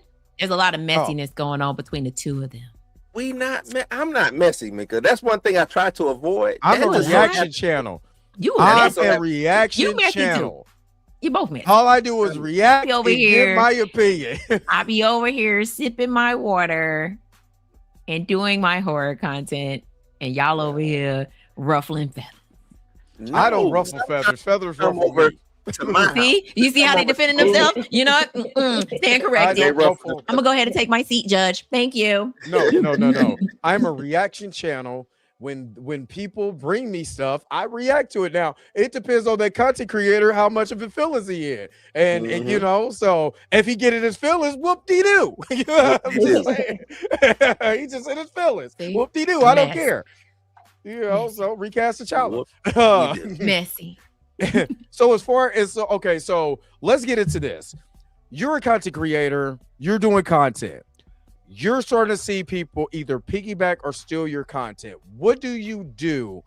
How do you handle that? Because there's other people who are, I'm a mentor and I seen her do it. Now I'm about to be a mentor. I'm about to sell y'all the game on TikTok or whatever for $5 a pop. Now you got to come. How do you deal with that? First of all, I'm petty, so I'm gonna like it. I'm gonna your comment. There we go. There we go. Don't come out. She's on. Yeah, that's what I'm talking about. No, see how they came out? Yeah, I stand corrected. Yeah. Let's get you know that I seen that. You got it, bro, because it's time stamps, okay? And I've been working on it for a minute. But yeah, I like it. Then I'll go in the comment. The pettiness is the like. Depending on what they stole now, then I might be petty in the comments. Other than that, I'm going to engage with their followers and whoever's in their comments. And now they're gonna come to my page and see that I already have the work. You know what I'm saying, like that. So that is one way to do it. Another way to do it could be you could on TikTok. I use TikTok a lot. I do like IG too, but TikTok, if y'all trying to grow fast, y'all got content, y'all can batch content, meaning y'all can create content all in one day, change your clothes, change your hair, change different topics, film at one point, and then you can schedule out on platforms. They have like TikTok Studio, Facebook, Meta, all of that stuff. You can pre-schedule things out, and that helps me. You can use your ChatGPT, tell it the topics you want to do, tell it what your vision is, all of that stuff, have it, organize it. Then you go ahead, you print it out, whatever you have, a strip or locations or, sets that you want to do. And then you do that for 2 weeks, have 2 weeks worth of content. Then before that 2 weeks is up, have another 2 weeks. So now you always ahead. But you could stitch, you can do stitches, or you can do reaction videos and react and make it funny. Maybe like, turn the negative into an opportunity. So like do a stitch or whatever and make it funny, or make it relatable. Don't really knock them down, but make it a way to where now that audience is looking at you like, oh, hold on, what she do, what she got going over there, what she working with, and now you're bringing the focus back on you, right? So yeah, there's a lot of different ways that you can handle that, or you can go straight petty and be like, why you didn't give me credit. So you just see me, big dog.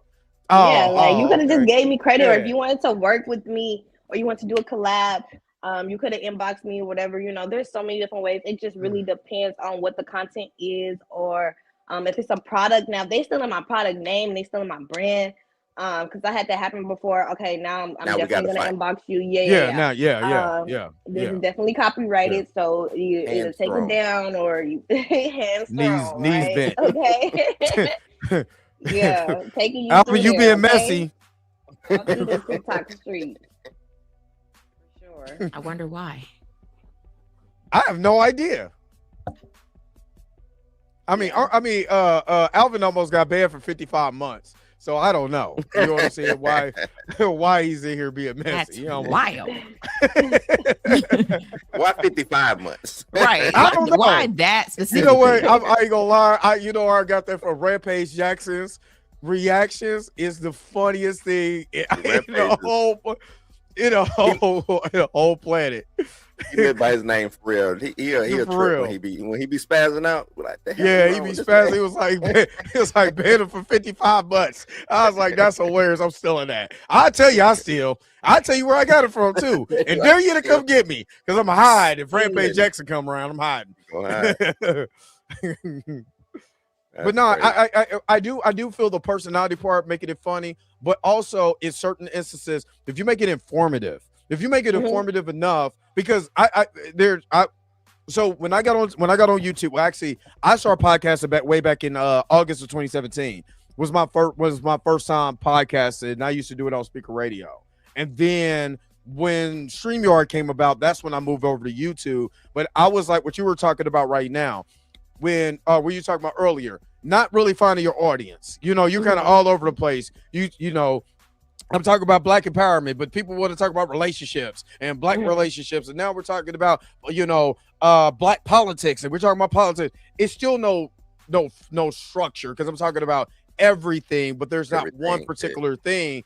And in 2022, I remember, because I was blowing up on TikTok at one time, just talking about the Ukraine situation with the Africans, because I felt that, you know what I mean? And numbers start going up, doing a lot of content on that platform. And then one day I just sat around and I thought about it, and I was like, I'm not happy with this. This is cool, but I'm not happy. So I said, I literally just still on there. I was like, I want to get back to talking about, comic book movies and comic books and, my figures and stuff like that. But I don't feel comfortable with that, because me as a Black man and the way that I look, the way that I talk don't coincide with, and this is something that I struggle with for a long time, doesn't coincide with my love, my passion.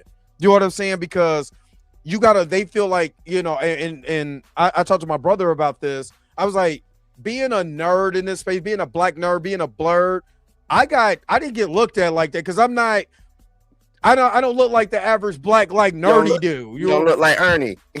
We need to put it out there. We put it out there. Ernie, if you watch it, I don't look like you, brother. I don't look like you. If you watch it, but yeah, I don't look like. Yep. He started it, but anyway, but I don't look like that, so I don't get.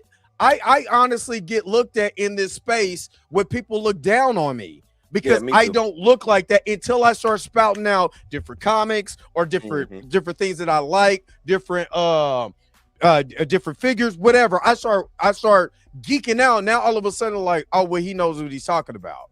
So do you feel like that's everybody in the panel can talk about this, but do you feel like literally that's kind of a holdback being a black woman in this space and this creator space, trying to find your niche when people are looking at you and might look down on you because you are a black woman in this creator space? I want to lead with growth is not emotional, but we make it emotional. Okay? What I mean is we tie growth to results. Oh, I didn't get the views, so I'm not growing. Or I didn't go viral, so it did not work. And now that's tied to your mental. So I always teach, we're going from employees to entrepreneur. There's a shift. And you got to create your own destiny with that. But we can't be tied to our results. Meaning, oh, I'm going to post this on TikTok. I only got 200 views, or I'm stuck in the 300 views, or I only got 2 shares or 2 saves. You can't look at it that way, and you can't make growth emotional, and you got to make it action driven. So how many pieces of content did I post? If there's 28 days in February, did I post 28 pieces of content? Because that's 28 times that I showed up online. Even if I got 200 views times 28 times, that's not just 200 views now. You see, you understand?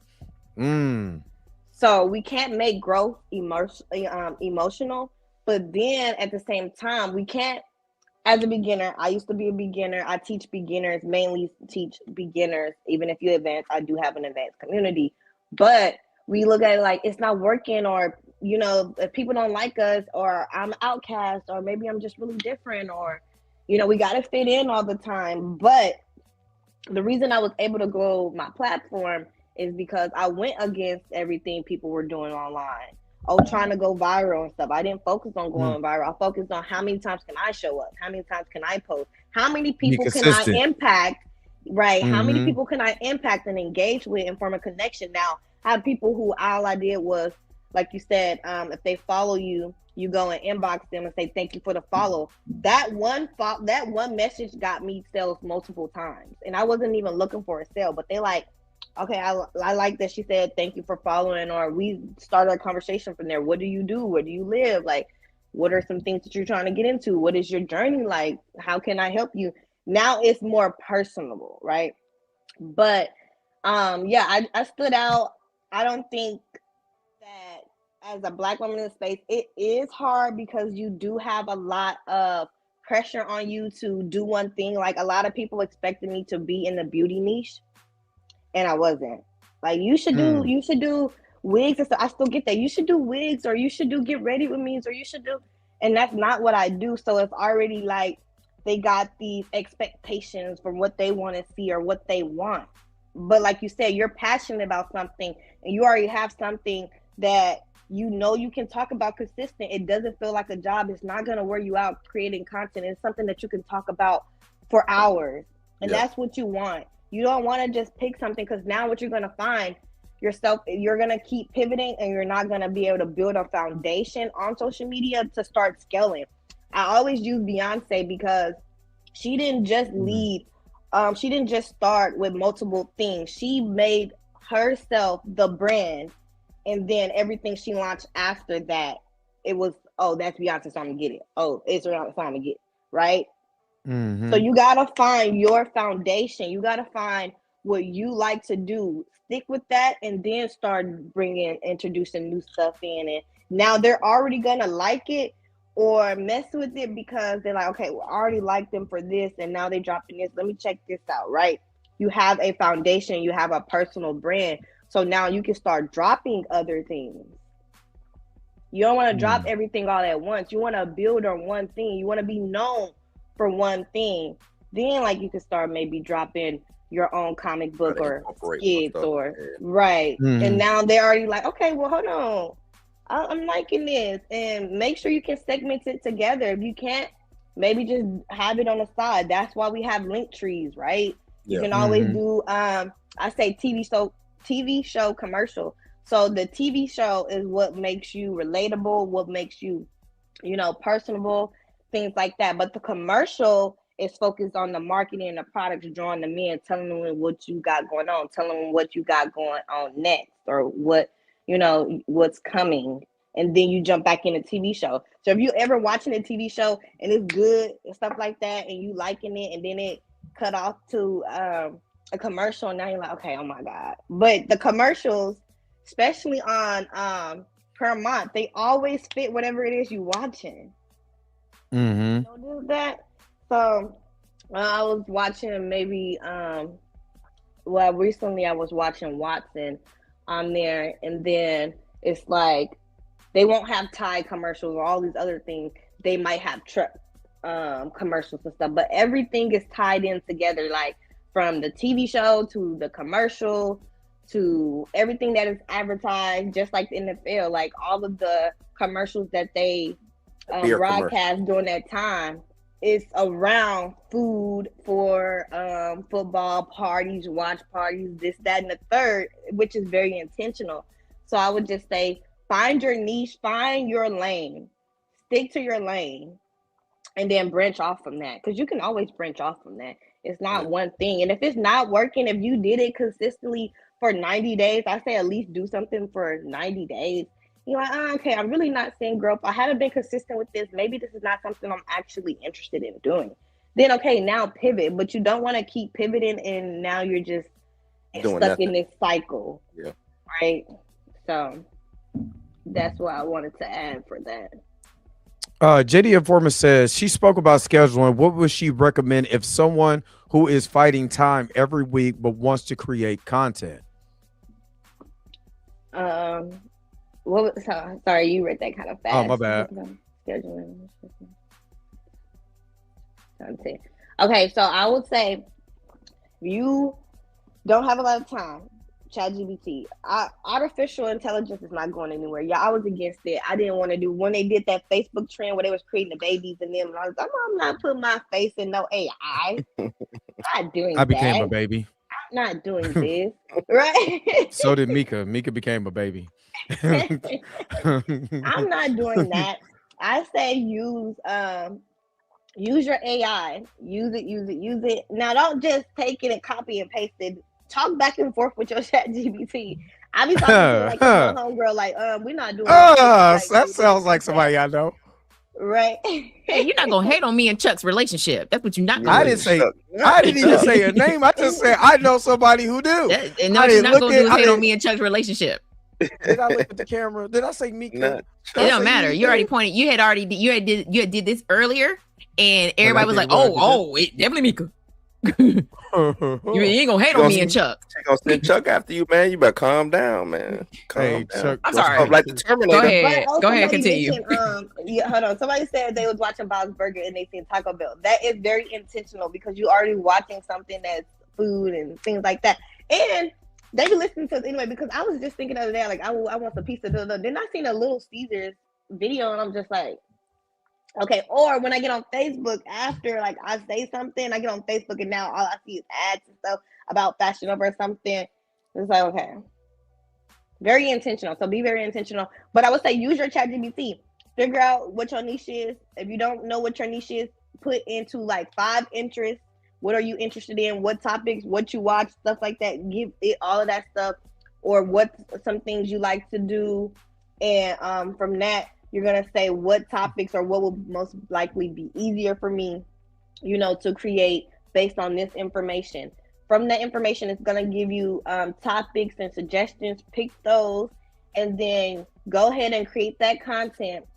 Meaning you can do face front videos, you can do B-roll videos. B-roll videos is just aesthetic videos where you can it's less than 30 seconds. So face front videos is 30 seconds to 1 minute. And then short form videos is less than 15 seconds. And awesome. Yeah. And so from there you can say, what content should I create? Should I do Get Ready With Me? Should I do lifestyle content? A lot of people do videos in their cars, or you can do videos anywhere. It does not matter. The main thing is to have a topic, batch the content, and then when you batch the content, you can go and schedule inside of TikTok.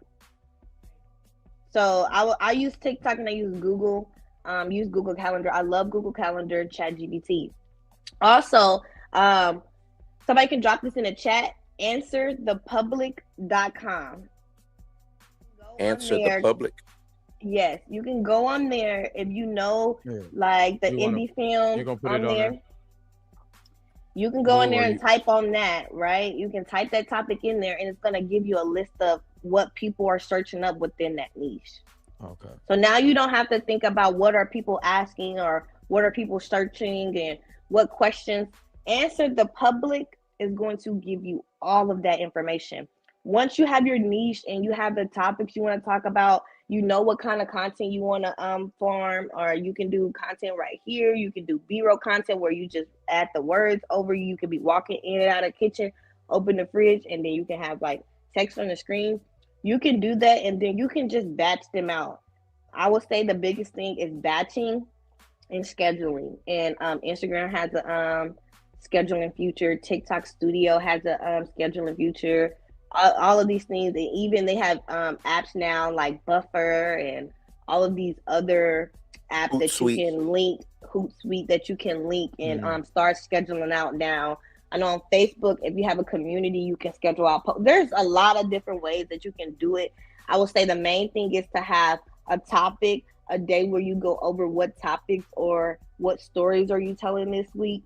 And then have a different batch day. So have a day where you brainstorm and you write stuff down, because you don't want to be writing and getting topics and then trying to go and batch it. You want to give the creative time to settle, right? You want to think about it like, okay, wait, maybe I thought of something better tomorrow, instead of just batching it right off the bat. Because now you are going back and trying to rechange and you're trying to make it perfect. When if you would have just gave yourself that extra day, set a different day to batch and create, you'll be more focused and more creative. Indeed. Got you. Yes. And what does Answer the Public do? Again, I'm sorry. Answer the Public does what? Answer the Public is a search engine for all search engines. So Google, Yahoo, TikTok, Instagram, Meta, any and everything. You go on there, you can see what you type in any topic. I'm telling you, any topic, and it's gonna pull up prompts, questions. What are people asking? What are people searching? It's gonna give you topics on what you can create videos on. And then from that, you're going to pull those things from there and put it into your ChatGPT, see what ChatGPT give you, and then, brainstorm and then produce it. Cool. Awesome. I need to name my chat something. I ain't even thinking about giving it no name, but I don't talk to my chat like the way other people and if y'all do talk to your chat, a good prompt for your ChatGPT, kind of give it a rundown, who you are. So what's your name? You can use your IG handles and stuff like that. Hey chat, I'm LarelleDaMentor. I've been in this field for X, Y, and Z. I'm a digital mentor on and offline. I want to start creating content around X, Y, and Z. From all the information that you already have, if you already use ChatGPT, use this information and talk like me.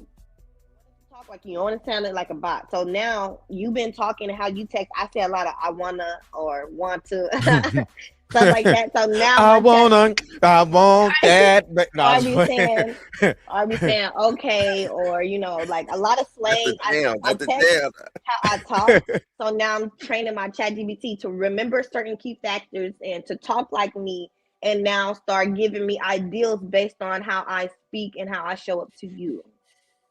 So now you're not just getting the borderline ChatGPT. Now your ChatGPT knows how you think, knows how you talk, sounds like you, giving you ideals, and you can tell it to ask you to start asking you follow-up questions to get more of an ideal of what you're looking for. My ChatGPT gonna end up replacing me. Now it's like a whole. I mean, my ChatGPT's name is Kit, so you know what I'm saying. So my ChatGPT is just chat. I'd be like, "What up, chat? What's up? What we doing today?" So that's how I talk to that. Not snarky Jay. Don't do that, Alvin. Don't do that. Alvin over here wilding, boy. That 55 months looking real good right now, don't it, Alvin? Don't nobody been in jail that long. All right, let me ask this question. What are some of the setbacks that you normally hear when you are mentoring people for content creating? What is the biggest besides the consistency, because that's one of the biggest, but besides consistency, what are some of the other setbacks that you see when it comes to content creating? Definitely consistency. I'm going to tell y'all that is number one. And then number two is their environment or their mindset. Meaning if you guys are parents or aunts or stuff like that, you typically put other people first, and that's your nature as a mom, as a dad, things like that. But how can you show up for them if you haven't showed up for yourself?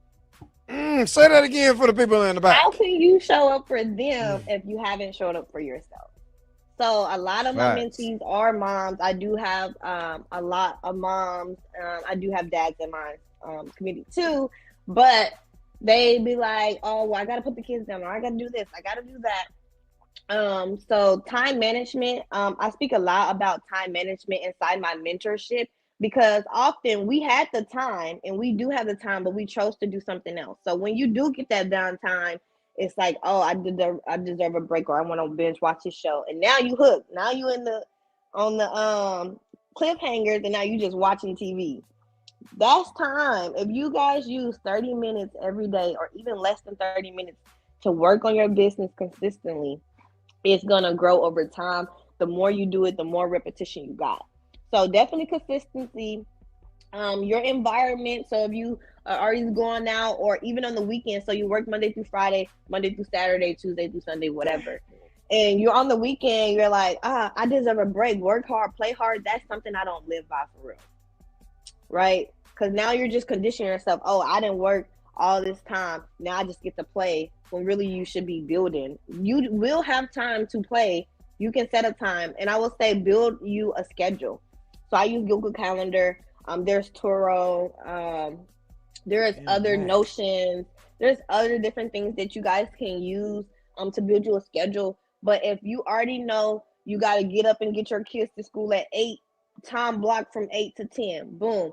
Now you have a break. You have a break window, and then maybe you go to work from this time. Go ahead and download Google Calendar, get in Google Calendar, put everything that occurs every day, weekly, into your Google Calendar. So now you can see where the gaps of time that you have, or in order to utilize and create different things. Maybe you have downtime on Tuesdays. Every Tuesday at 2:00 you have downtime, and now on Thursday you have a gap. So you don't have the kids. They may be at the daddy's house, or whatever the case may be. Now you have another time block. So on Tuesday you had on Thursday you're working on your business. So I would say the biggest thing. Can you hear me? Yeah, I guess I don't know if your headphones went up. It just switched. You got like louder. You good now? Okay. But I would say the biggest thing is time blocking. So we often have the time, we just do something else with it. So that would be one of the hardest things, is just making time for yourself. Someone paid you $1,000 a day, and they said all you have to do is work on your business. Yeah, it came out. Would you do it? Would you do it? That's like the advice you would give somebody. Like, think of it like somebody giving you $1,000 to come in, show up for an hour or two to work on your business. That's what you're saying? Okay. Yeah. Because oftentimes too, we already are scrolling on social media. So that's time you can be working on your business instead of scrolling, watching other creators get paid. Mm-hmm. True. That's fact. Like that time you can replace it, or if you have time, if you eat breakfast and you sit down and eat breakfast at the table, maybe use that time to maybe scroll through your Instagram or whatever, come up with some type of creative inspiration, and now throughout the rest of the day, put your phone down, right? Start creating. We got to start creating instead of being online a lot, like scrolling and doing all this stuff. We do doom scroll, but I would say time management. Definitely get a Google Calendar, put everything that you do into a Google Calendar or a spreadsheet or whatever, and figure out where those gaps and times that you have to work on yourself. I mean, I technically did that because I remember having me and Chillmonger was having a conversation. I think at that time I was a little over 1,000 subscribers on YouTube, and that's when I told him I'm gonna start doing this thing in the morning, you know. And he was like, I wouldn't do it in the morning. No way he's really gonna watch it. But then I learned something. And I stuck with that for like months and months and months and months until I seen the Country Wayne skits. And the Country Wayne skits was a lot of those skits were coming out like hella early in the morning. I mean, he was dropping them. I'm like, and then I'm going in there and I'm watching the premiere, and it's thousands upon thousands of people watching this. So I'm like, if people gonna watch what they want to watch, if they are used to you, they're going to make sure that they watch you. So all you got to do is just be consistent. That's the number one thing, is be consistent. You know, so I just was like, you know what, Monday through Friday. And I was like, even if I'm late, even if I wake up late, or if I'm tired, you know, let me give them something. You know what I'm saying? Unless I'm sick, but let me give them something. Okay, I can't do it at 7:30. Now they were like, okay, the stream is at 8. And now I'm apologizing. Hey, normally I was on there. I'm tired. I work 6 days a week. You know what I'm saying? I'm putting on tires and transmissions or whatever. You know whatever. But but I got you, because I'm going to give you the same effort. You know, I'm going to give you the same effort that I give my job. I'm going to give to everybody on this stream. You know, everybody who watches me, everybody who's going to watch me on the replay. I'm going to give you everything that I got. Because if I can give Ford everything that I got, and Larelle, you know, Ford is the biggest job in Kansas City. Everybody worked there. If I could give them 12 years of my life, I could give these people an hour and a half. You know what I'm saying? A pure dedication. You know what I'm saying? So I think that's what it really is. You know what I'm saying? Giving them people the dedication that you would give to any other job, but you're giving it to them, you know, but it's fulfilling you. You know what I'm saying? At the same time. So that's just, you got to watch out for Chill, Dre. You can't listen to him. He's CIA, man. Obviously. Yeah, obviously you did. You got to watch out for him, man. He's CIA. You got to watch out for Chill, man. You got to watch out for Chill.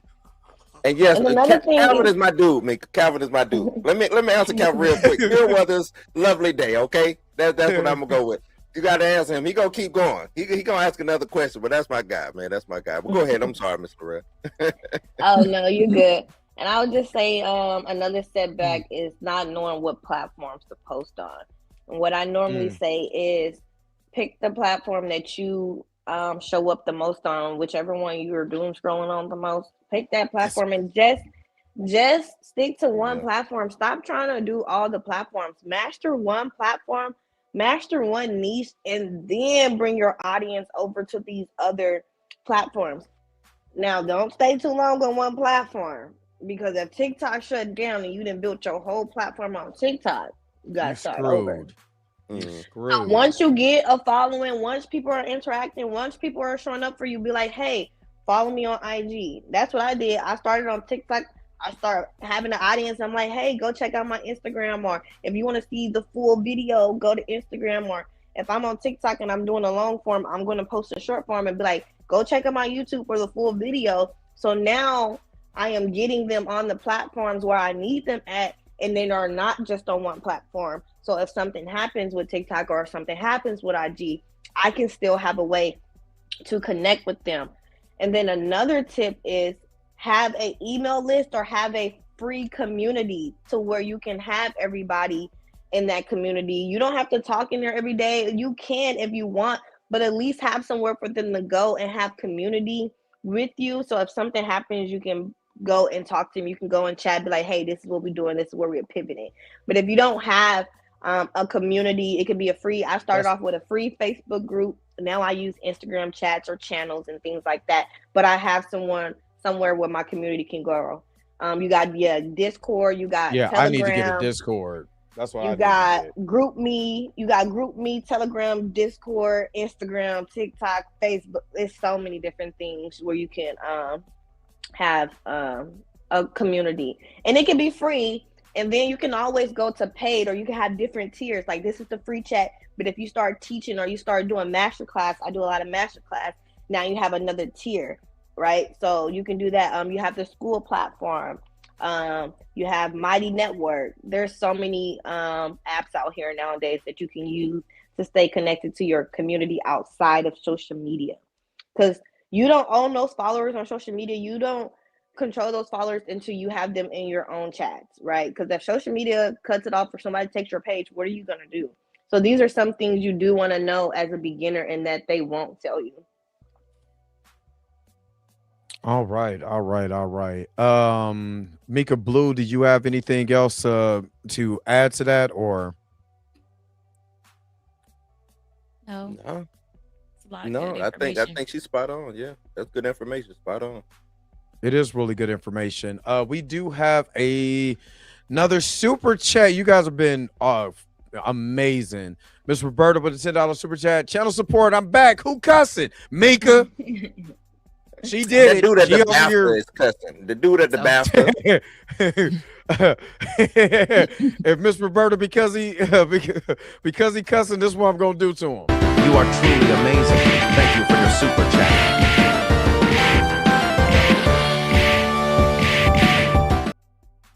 I'm gonna hit him with these biscuits, baby. Biscuits. All right. So, Miss Laurel, tell everybody where they could be able to connect with you at if they want to. They want your mentoring service. They want to get what you're offering. How can they get to you? Okay.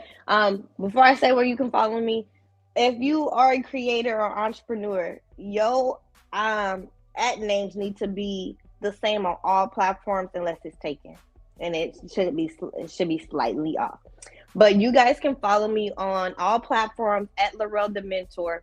It's right up here. And then for my Kansas City natives, you can find me on Instagram at KC Creatorpreneurs. CreatorPreneurs. And hold on real quick. Do me a favor and make sure to send me that so I could send me all the links so I can copy and paste it so I can put it in this description of this video too. All right, and then go ahead. I'm sorry. I just wanted to say that. So my mentorships is at LarelleDaMentor on all platforms: TikTok, YouTube, IG, Instagram. And for all my KC people, I'm on Instagram, TikTok, and Threads at KC Creatorpreneurs. Awesome. I really appreciate you coming on, hanging with us on the stream. This was really good information, especially for people who are trying to get into the content creating game, trying to be able to build a brand, no matter what that brand is. The number one thing is to stay consistent.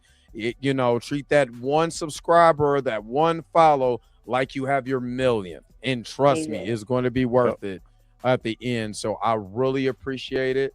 We're going to drop you off the stream here. We're going to finish up some of our stuff. Thank you again. And March 7th is the meetup at in Kansas City. So we're Parkway Lanes. We are having our 4th creatorpreneur meetup in Kansas City. You just pay for your lanes, or there'll be people there, so you don't have to come and bowl, but we are gonna be bowling. I'm bowling. It's just a chance to network. Hi, look, I'm Twinkle Toes. You know what I'm saying? But just come out and collab, come network. Come chill.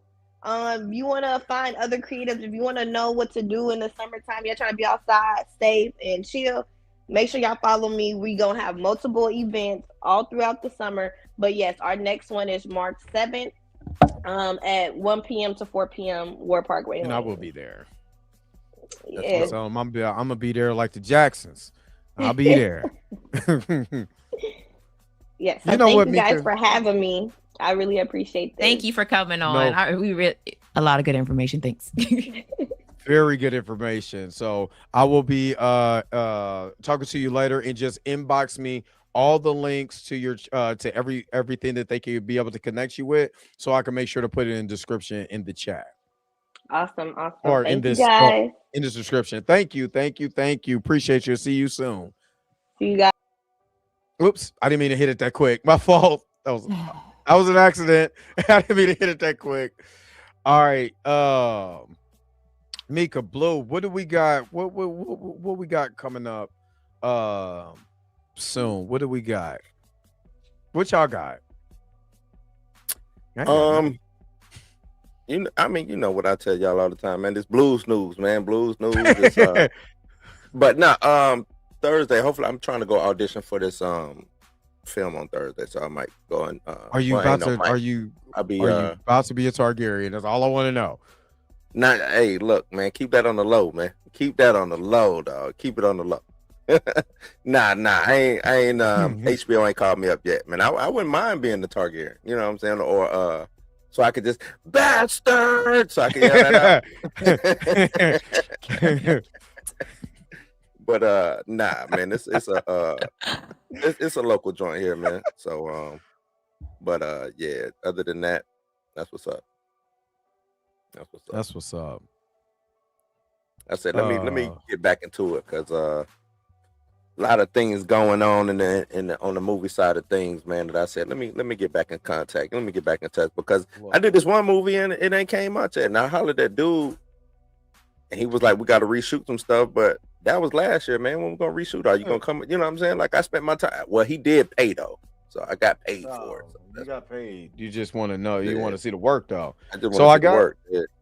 So I got my lens. Finally got my widescreen lens in. You know what I mean? They came in. Got my mic. I'm just going to get just a light. I just need a light, and I went to Amazon. It was like 15, between 18 and like $30.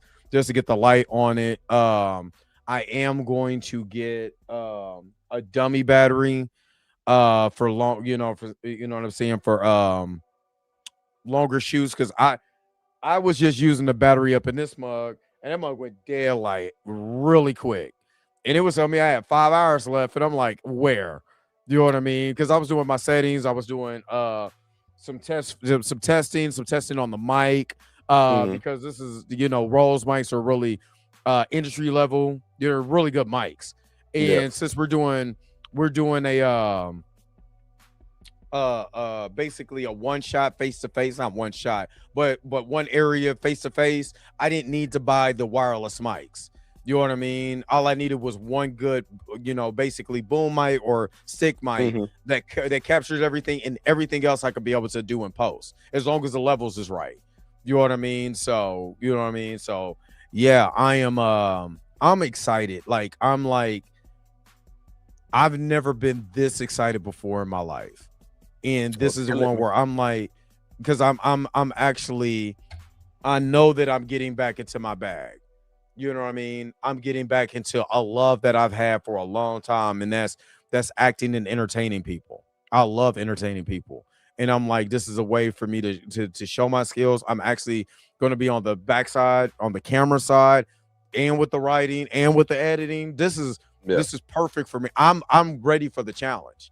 You know what I mean? So I'm just super excited. I can't wait to film this, and let's freaking go. Let's freaking go. I'm excited, y'all. You see the excitement in my face?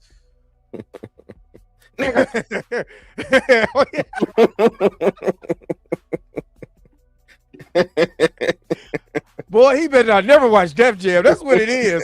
If they would have came out and said, Tourette's dude watched Def Jam last night, and he got excited from watching 1992's Def Jam, I would have been like, you know what? I kind of Martin Lawrence. Yeah. You know what? I get it. You know what I mean? Oh man. Mika, So, what you got? yeah. Mika, what you got? I don't know. Yeah, I just got Tourette's all of a sudden. I don't know. know? I do know, but yeah, new shit's gonna be popping. New shit's gonna be popping. I love it. That's all I can tell you. That's all I can tell you. Put that on the shirt. New shit's gonna be popping. That's it. That's all I can tell you. No, the what's it called? Hint will drop tomorrow, and then the reveal will drop on Thursday. So I saw something I had wanted to share with. I can't even remember what it is now. I had wanted to ask you when I find it again. I'll send it to you. But it was something. I'll find it. Don't worry about it. I'll find it. So, yeah, great, yay! Oh, I'm also retiring as an actress because Durden ain't making movies no more. So we're good. Right. I'm making movies. I'll put you down, Mika. Yeah, Dre making movies. Dre said, "Come through." I'm trying to get flown out. I got you. Don't worry about it. I got you. You'll get flown out. I got you flued out or whatever. I got flued out. Flued. I got FLEWED. Flued out. We're just gonna use that no past tense, and then I flew you out. I flew you out. Oh no, I Culture May said, "What's happening, my people? I know I'm late, but I just had to say, Dre, I got that same setup, camera and mic. You would need a mic screen for windy weather outside. I really do love and respect y'all. Peace out. Appreciate it. Thank God I'm not going to be outside. This is going to be the indoor, and when I do outside, it's literally going to be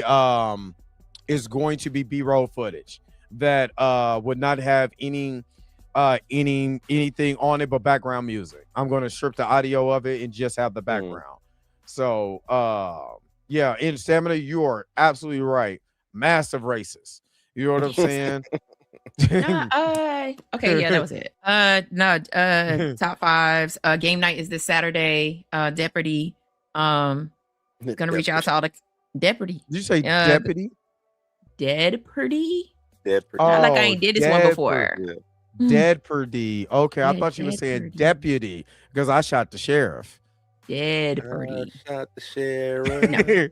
No. What I did. Yeah, game nights is Saturday. It'll be live. I did do a live episode Saturday. That was pretty dope. Yeah. I would keep doing that, Mika. Yeah. I think you should told do more you that was dope. Mm-hmm. Yeah, I thought that was really dope. I just jumped on for an hour. I don't even think I made it to the hour mark, but at first I was really, really nervous because there was nobody watching the stream like at all, and so I was just like, all right, I'm just gonna talk, and then people started coming in, started asking questions and things like that. So I'm excited. But that live stream is part of the announcement on Thursday. So Plantation Shark, Mika, any words on no, okay, listen. The only person that's writing Plantation Shark is Rashad from the Popcorn in Your Beard podcast. I don't have nothing to do with that. Plantation Shark is still wild. That's wild. I ain't nothing to do that. That is. Oh yeah. I am. Yeah. Announcement on Thursday about. Yeah, Thursday. That's all I can say. It's a secret. Hint will drop tomorrow. Would you like to know a secret? Man, I say this every Cinematic Nightmares podcast. Monday. But you know, to piggyback off what you were saying, you know, I just thought about this. It is right. Just when because sometimes you do, I felt like giving up. I even gave up my podcast for 6 months. I quit. I quit for 6 months. No, you're not. But I quit for 6 months because I just couldn't. No, you ain't. And I just couldn't. I couldn't do it because I could not find.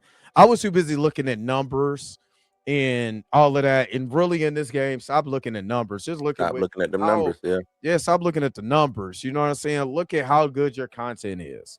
You know what I'm saying? Lose followers every day, B. Yeah. Yeah.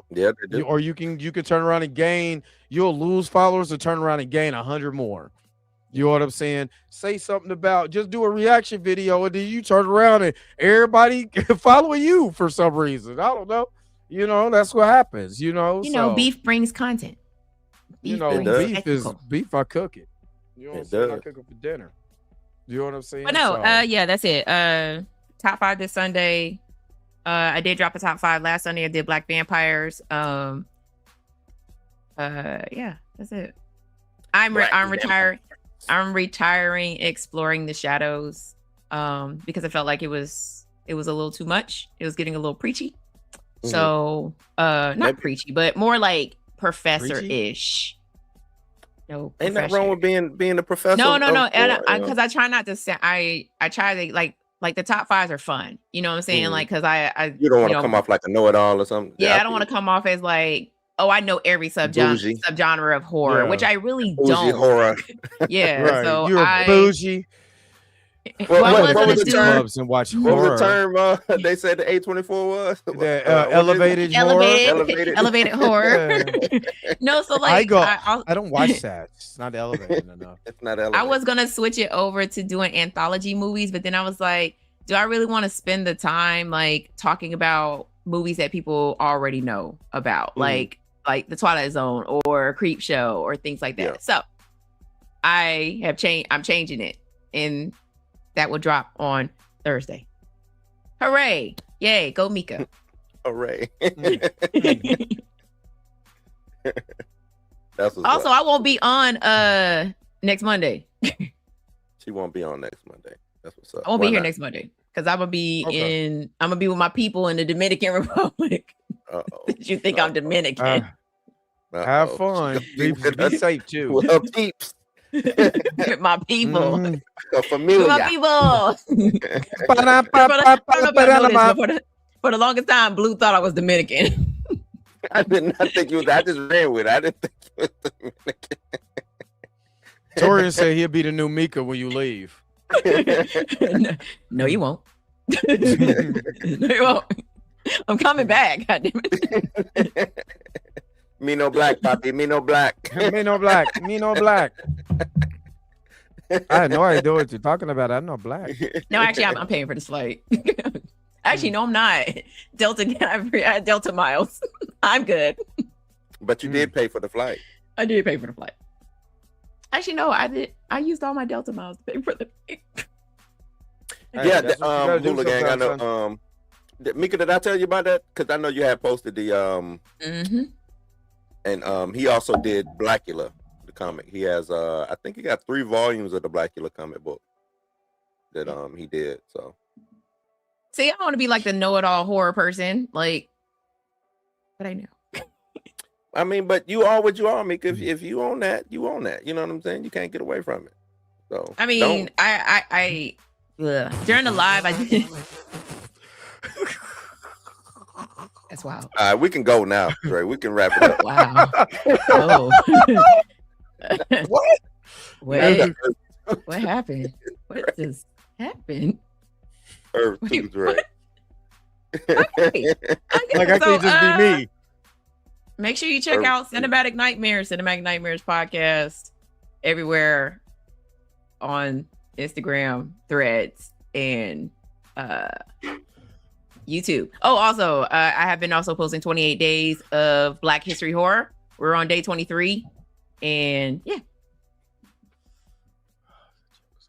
Oh, that's awesome! I can't wait. I can't wait for that. Get Torian out of here. And don't post your video on my post. But I will. Who did that?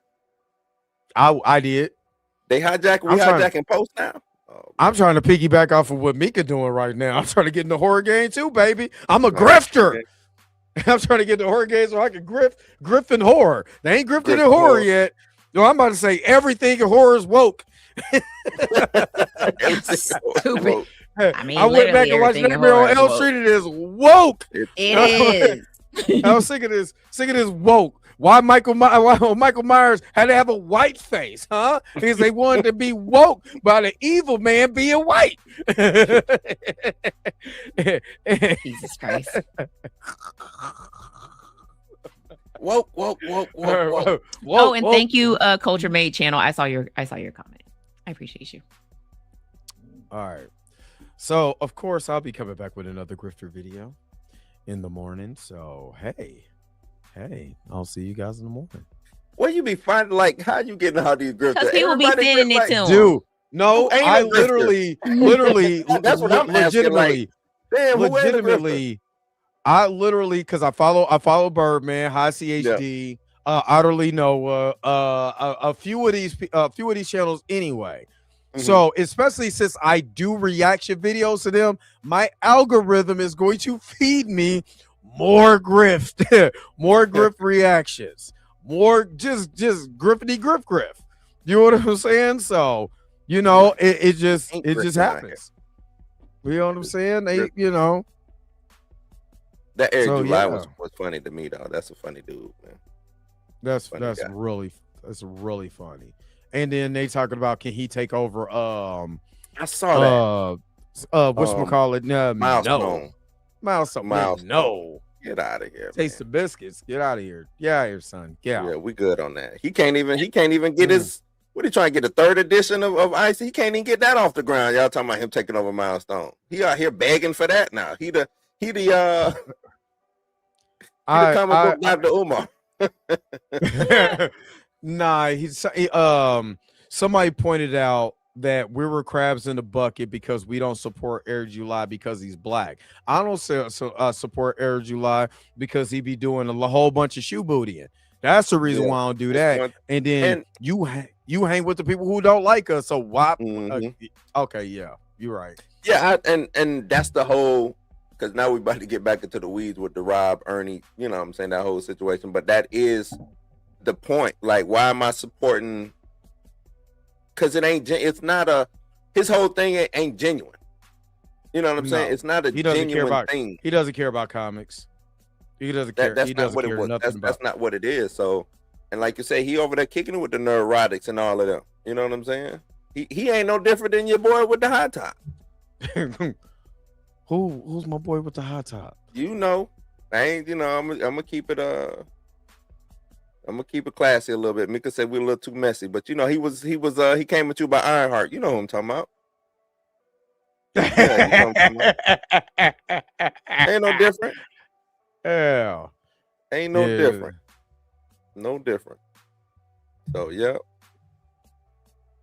all of that. Even Shine Comics. I see Shine Comics culture. Shine Comics, he just a Kool-Aid drinker. I don't think he know what's up and what's down.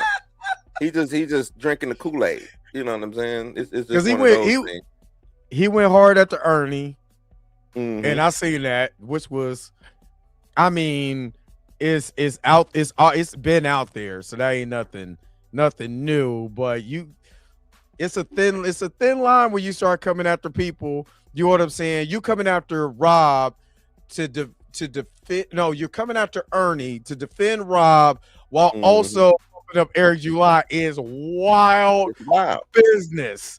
So I'm out of that. He can do what he wants to. I ain't got nothing to do with that. I know I already like I said, I gotta recast the Chala video again because you ain't just gonna keep two-stepping. You ain't just gonna keep two-stepping and spinning around in circles and I ain't gonna catch it. I got you. I caught him. So yeah, that's it. That's what I'm saying. Like, her name is Bennett. Nah, in it. But you know, I fuck with Captain Durag, so they let me know every day. Hey man, no, you fuck with Captain Durag, so. But you know, it is what it is. Tony Weaver even went after Captain Durag. I was like, dang, Blue, you're in the minority. I know. Hey, Tony Weaver is the most positive person on the planet, and he was like, I don't know about Captain Durag, dog. Tony Weaver. So I don't know. I don't care because I'm never gonna watch it. So, and it's for kids. And that's really. And maybe that's. And I'm always play devil's advocate with this. Maybe that's their Hammerman. And I can't take away their Hammerman. That's maybe their Mr. T. Do you know what I'm saying? They're Mr. T's Adventures. I'm not going to take away their Tony Robinson is. You know what? Let's wrap it up. He said Captain Fried Catfish. Yo, the sign is real simple, B. It says wrap it up. Wrap that up, B. All right, we're gonna stop being messy because Mika is over here like y'all are too messy saying names. You know what I'm saying? But if you real, keep it real. You know what I'm saying? So you gonna clip this, and I'm gonna still be over here drinking. No, I'm not gonna clip this part. They're gonna have to watch to the end to get this part. See your man with the flat top. He do got a flat top. He do though. It be lopsided. It be hanging off to this. Let me stop. I'm He's still from Juice.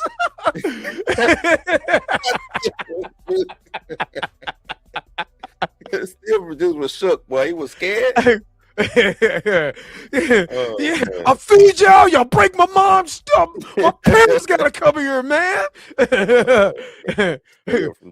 Great. You see it, but you see he ain't show back up on nothing though. I ain't seen him. I ain't trying to see him. Don't want to see him. He don't want to see me. You know what I'm saying? Because I don't want to tell him. Right. I'm gonna have to tell him, man. Raheem's dad. Somebody shot him. So I don't want to turn into. To that guy. So So anyway, I'm going to invest in a do-rag right now, Jay. I got a do-rag on right now.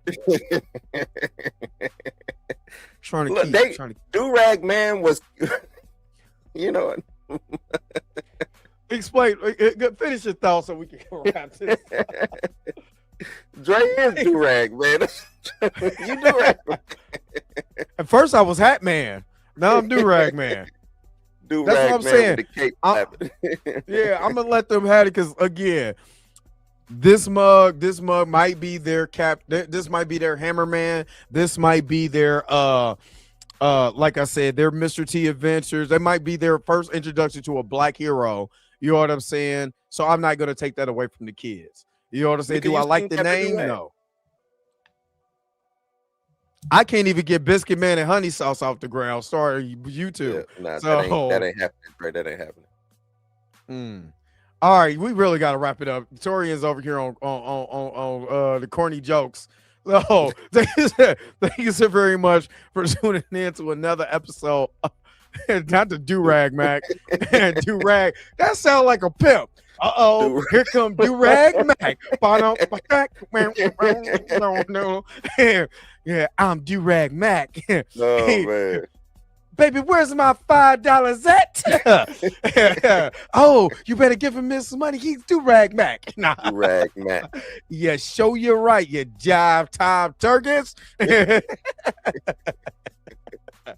Hey, we need to bring Jive back. Mika, you in? It's jive time, fool. He out here jiving. Slip me something on the black hand side, Jive. Come on. Right on there, Jive. Right on, bro. Mika, you don't want to be a part of the Jive crew. We bring a Jive back. Show you right. Yeah. Mika, you do a do-rag or a bunny? Why would I do a do-rag? I don't know. That is a wild question, though. With all the hair she got, you gonna say a do-rag? Do-rag or the bunny? I don't know. You over here jiving the sister, Blue. I'm over here jiving. You over here jiving the sister. Show you right. Ray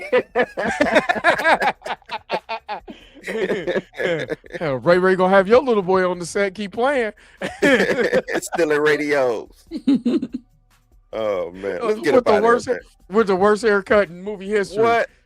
Oh man, he turned out to be a real killer though. Like I think he locked up for life right now. That's J Rock. He said, Dr. Garvey, show you right, Jack. Give me some skin. Don't be no sucker. All right, let's go, man. Thank you guys for tuning in to another episode of the Blur AF.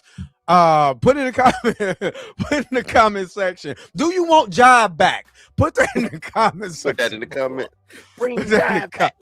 If you want us to bring Jive back, suckers. But make sure, of course, to go ahead and follow over here, Miss Mika G, over at the Cinematic Nightmares podcast. And make sure you follow this Jive Time Turkey over there at Blues House Live. So when he do his blues news, sucker, you get in or be square, my brother. My brother.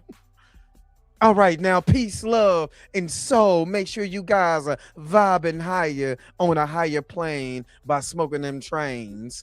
I don't know. Bye, y'all. Peace. Bye. We gonna work on job for a little bit. Let's get up out of here, man. Where the outro at?